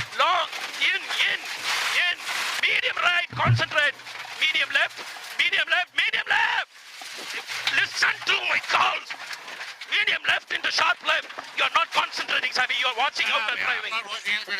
Sammy, you have to listen, Sammy. Otherwise, it is not working, Sammy. Seriously, you are watching and driving. You have to be easy, Sammy. Otherwise, we won't finish. You have to be Sammy's easy, not Sammy. liking I'm this. telling you, you are not listening. Shut up. No, I'm just giving you advice, Sammy. Into double caution jump. No, stay on road. Sammy, please. Sammy. Fast, medium right. Listen to the call. Sammy, please listen to the call. Sharp left. Sammy, you have to stay on road, Sammy. Otherwise, car will break down. Sammy, you will wreck the car. We will not finish. Sammy, you will break the car. On road, Sammy, please. Oh, fuck. Sammy, what are you doing, man? Fucking hell. Sammy, can you please concentrate? Please, I beg you. We are wrecking the car. So this is the New Delhi driving school. Aha. Sammy, Yes. Sammy, you are wrecking the car. Was it? Well, that's the Yippers. They're going fast as shit for a driving school.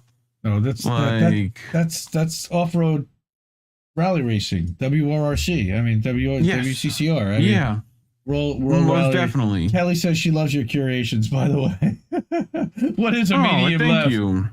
Medium left. What is medium left? Well, it's medium left. Well, you have a short left turn where you have a tight So, left. You've got a long left where it's a long right. stretch, and then you've got a medium turn. So they have three different. Correct nomenclature was like normally it's like a left hand 6 or whatever. Like they give like numbered notation, and that should be what gear you come into that turn with.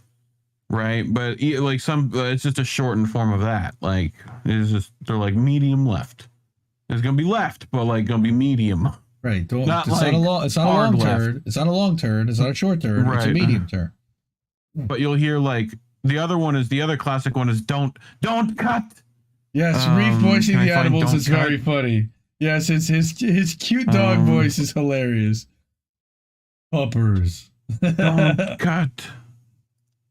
Can I find that? No, can't find it. But like, don't cut means like don't cut the corner because it's like usually like a rock or something, you know. Like, and when they don't listen, like Rick Solis has like, the win of the night. Cut. Medium left news. Medium left news. Sir. Sure. That's good. All right. Love it. All right. Can you back out, please? You're disturbing me with your Zoom shit. Oh, I didn't know. I didn't know I was still zoomed. And action. Okay. Friends are assholes, let me tell you. Oh! Kung Fu Panda up in this bitch. Like, I love how he just like the minute he lands, they're like, oh god. And they're like, oh shit. Run away. So I love when rich assholes get shit fucked up. Like, when you leave your brand new Tesla Model S in a Turkish garage and leave it for 1 month, it starts rotting. What happened? The Alcantara. What the fuck is this? What? Look at this. My Tesla. Fuck me. What is it? For real? It's mold. I'm gonna tag you. Bruv. Bruv. How? What? Water. Oh. Mildew. Mold, yeah. Okay. Mm-hmm. Yikes. That would piss me off. Wouldn't it though? Okay. Like, Big Dad energy goes for the dunk. Big Dad energy. Oh no!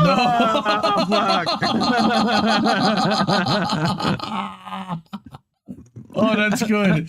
That might have even been Ed with a bag. Honestly, that could have ended with a bag right there. Oh. Oh, I've got some of that. Oh, later. that's good. Oh, that's good.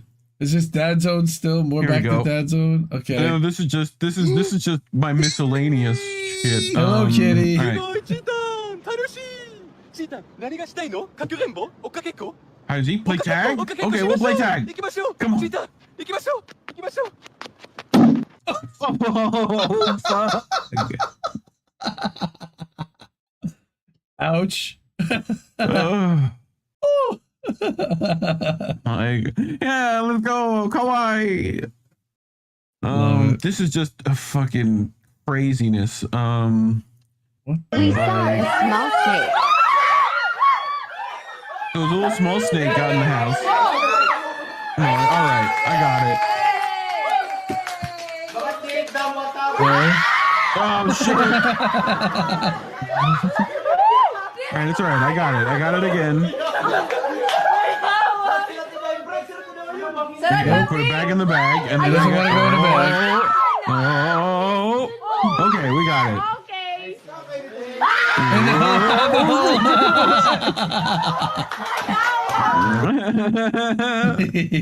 It was just funny. Nice. This is fucking wild. What the fuck? I need to show you this. I bought this electric piano from Wish and I plugged it in, and I don't know, maybe it's just me. What the fuck? What? Something feels off. Yeah, it does that all. I tried turning it off and on again, but I can't really put my finger on it. That seems like it could be a hazard.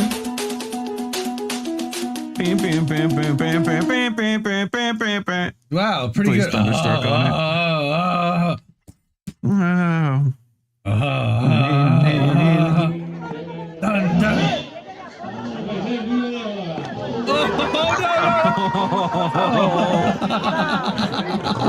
I love the Chucky laughing with the beer. I know, right? Needs a tune up. This fucking lady. We're playing Scrabble. Can you have click? Clicks? Nice. Click? Can you have click? Clicks? You can have. Sure, it's a medical term.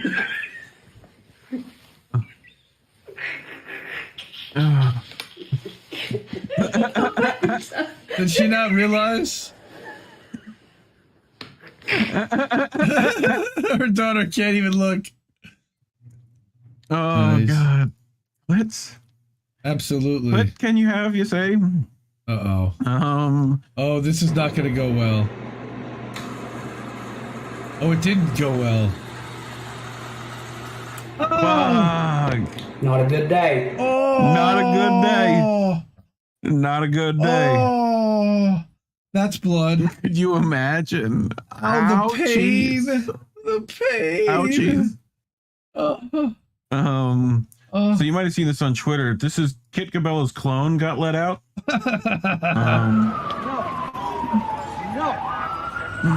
No, I want to go. I gotta go to Hardlands. Get out of here. In England, with the double-decker bus. It's straight up. Like, I feel like that's exactly like... No. That sounds like Kit. It sounds like it's straight up Kit.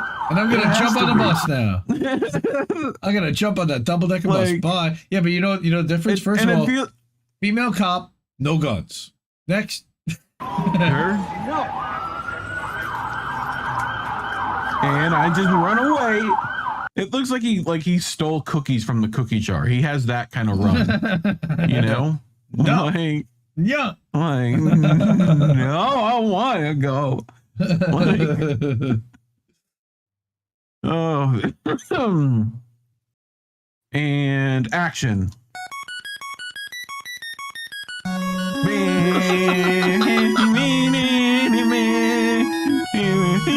Holy shit. Oh man. That is some nice air.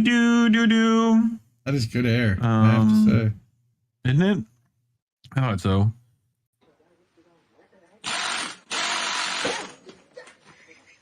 What? Oh, what?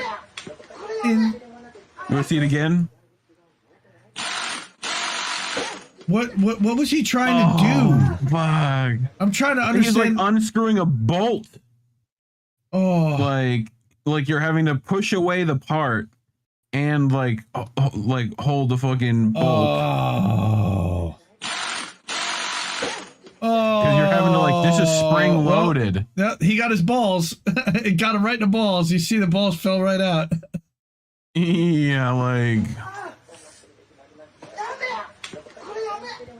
yeah, he was not happy.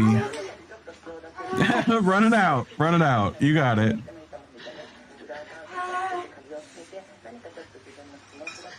Oh, that would yeah, suck. writhing on the ground in pain is about right. Okay, this is a Mentos challenge. Yep. Oh, nice. Here we are. We back at it again with another challenge, right? Oh, no. There's not nearly enough towel on the ground for this. I would bet $200 I couldn't drink it. Anyway, we got Diet Coke and Mentos. Mentos. I don't know how much to put in there, but we're going to try that right there. We got a Mentos like this right here. What are you fucking thinking? Bro, have you never watched a video on the internet? Oh, I did. Oh, here we go. You ready for this right here? Have you never watched the internet not exist to this dude? I don't know what to do. Do they not have that in Hick Backwater where the fuck you live?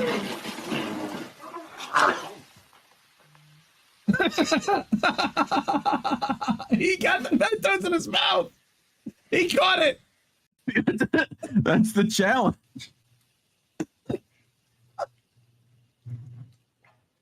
That's some serious shit. Yeah, it is. I know a few of you ladies who could have pulled that challenge off. I'm just saying.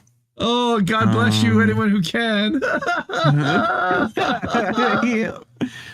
Oh, definitely Floribama. Yes, Yipper. Amen. Floribama. Yeah, that's that Florida Georgia line right there.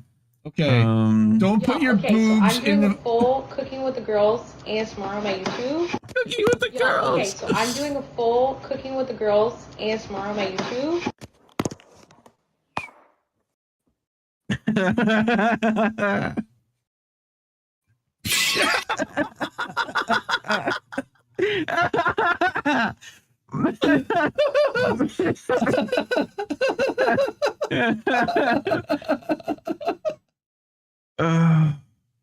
I love the serious look on the face, like that was gonna happen. I know.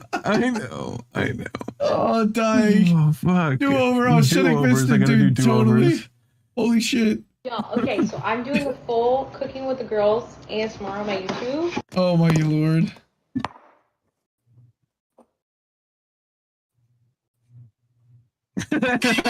Oh, poor mosquito bites. Oh God. I felt like she could have pulled that off if she tried. That needs a few more years. Yeah, I don't think a few more years are gonna do it, Eric. She can get away with it. Yeah. Tall men like short women. So where does that leave tall women? I don't know, Shaq. You told me when's the next game. Can I get some uppies? Uppies?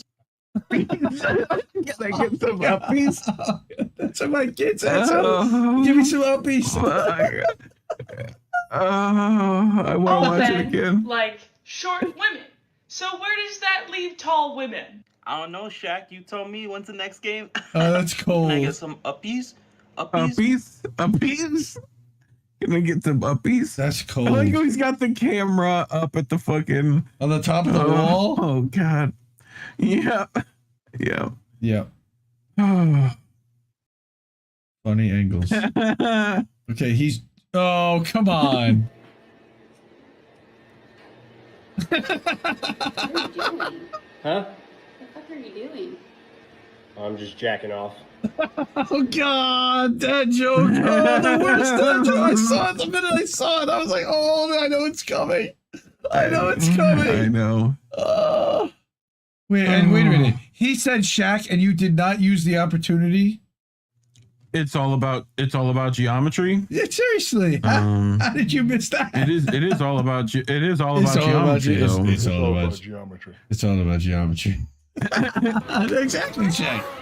Oh no. Dude, that was so cool. I got it. I got it. no. We're good. Oh, no. Okay.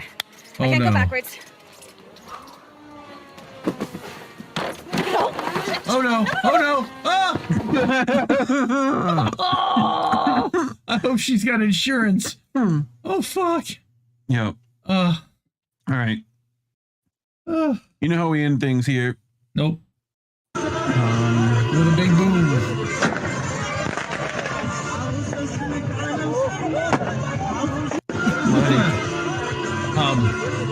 Those are supposed to go out of the car. Bang! Oh God, it's bang! Oh my God. Oh God. The funniest part is definitely when she fell signs. It was 2 a.m. when I saw this. Das war erst die Ruhe vor dem Sturm. Oh, fuck. Oh my God. What the craziness? Fuck? What was in there? What blew out? So this next one is just called The Real Reason the Chinese Invented Gunpowder.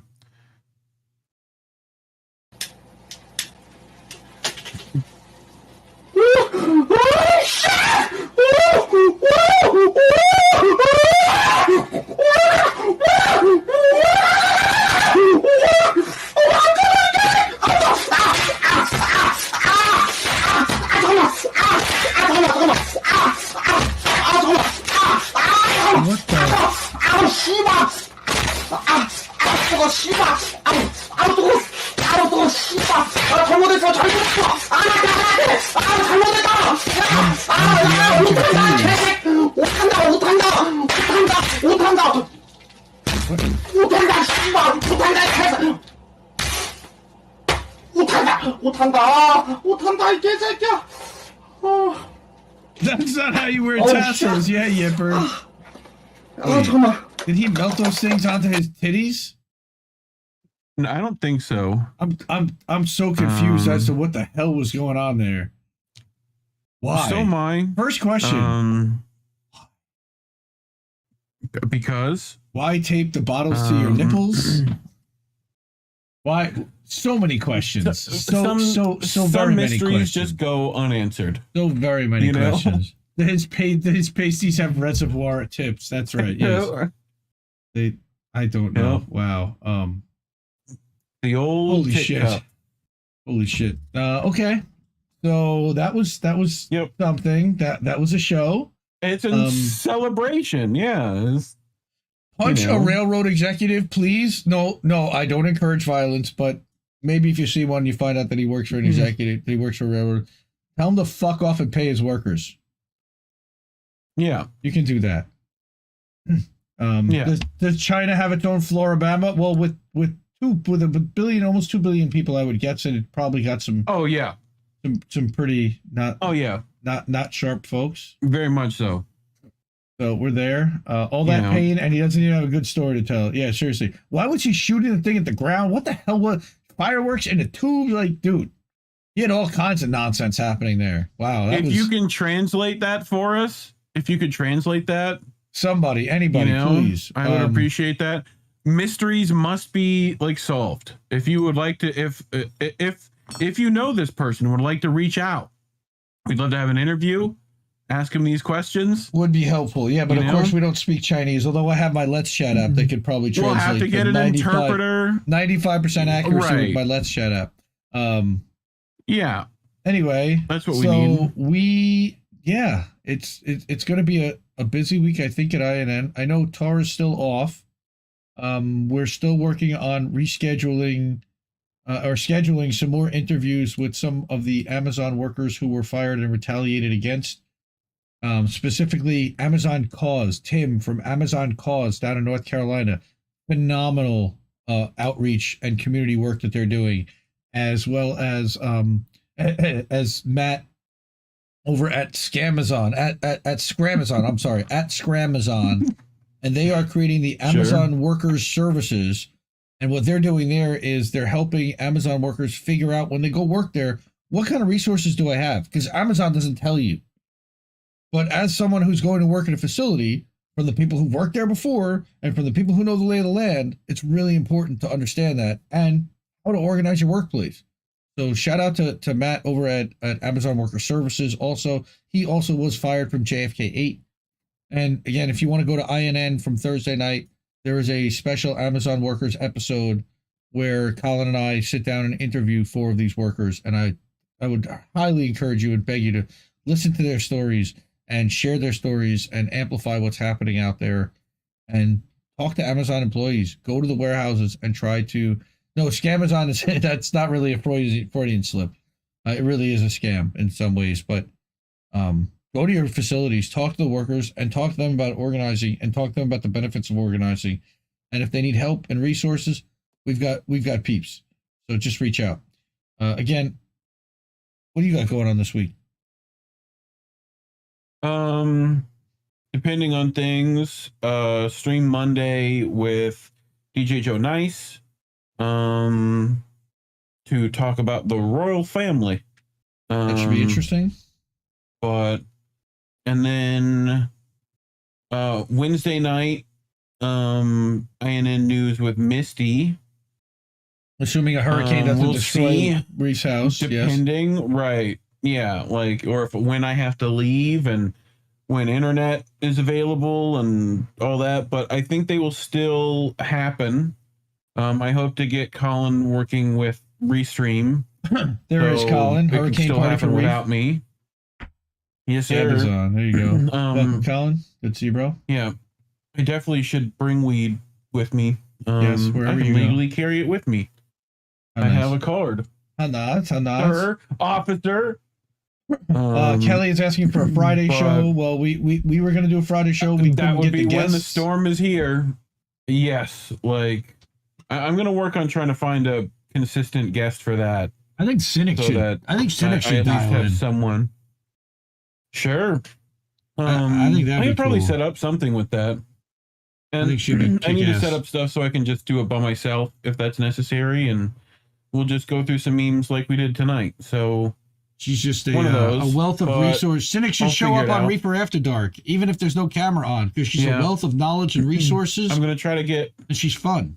I'm That's gonna try why. to get Spooky on at some point. Spooky. That should be a good time during October. Yeah, she'll even dress. She'll show up in costume. I hope the lady with the habit, Sexy whatever, blesses us with her presence. Sure. The sexy anything. She sent me. Have you ever heard of the Yandy store? Like, I think that's what it is, where they do all those dumb, like, sexy Halloween costumes, and like, there's some ridiculous ones. No, I like have not seen fucking, like shit that you wouldn't even. It's like fucking sexy White Claw. Like, it's dumb. Yeah, I might have to evacuate. We'll see, Colin. It looks like it's only going to be down to a category 1 by the time it gets to you. At least the last I saw. You're right in the path. If that's the case, great. But Cat 1, then I can fucking stay and be no problem. If it's Cat 1, I'm good. If it's fucking Cat 4, like they were talking about, yeah, that's a little. That's a whole other story. That might mean a trip up the like East my Coast. house will be fine, but I don't want to test it while I'm here. Like, no, like I think it can handle a Cat 5 with what we've done to it, but like, again, don't want to test it while I'm here. I'll let one of those Cat 5s roll in first and see. But my thing's a concrete block tank. It should be fine. So here's hoping. All right, anyway, well, we're gonna cut out for tonight. Yes, sir. Again, this was episode 52. How did we miss that? And we really appreciate everybody being here. This was a fun time with everybody. Again, we got some pretty heavy topics on labor, and we are still fighting against management, and we stand in solidarity with workers. Hashtag justice for Prashant. If you can go to JB's stream from earlier today, and check out the Prashant Brown stream.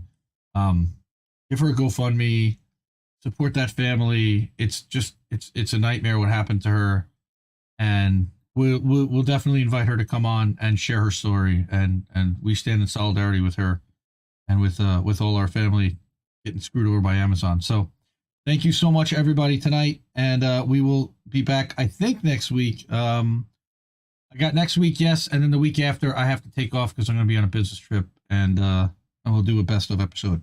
But for tonight, this is the bird saying, question everyone's motivations always. Keep listening to what little birds have to tell you, everybody. Good night, fam. I think I liked it better being blind, when I couldn't read between the lines, and when I couldn't see the cracks in the structure that lay bare before me the whole time. I think I liked it better back when I suspended disbelief and swallowed pride. I thought I knew the difference in the red from the blue, but they both bleed us so dry. They both bleed us so dry. My favorite songs don't hit the same way. I get to the end of a 4-minute track and I'm only looking back thinking, what did they actually say? So I try to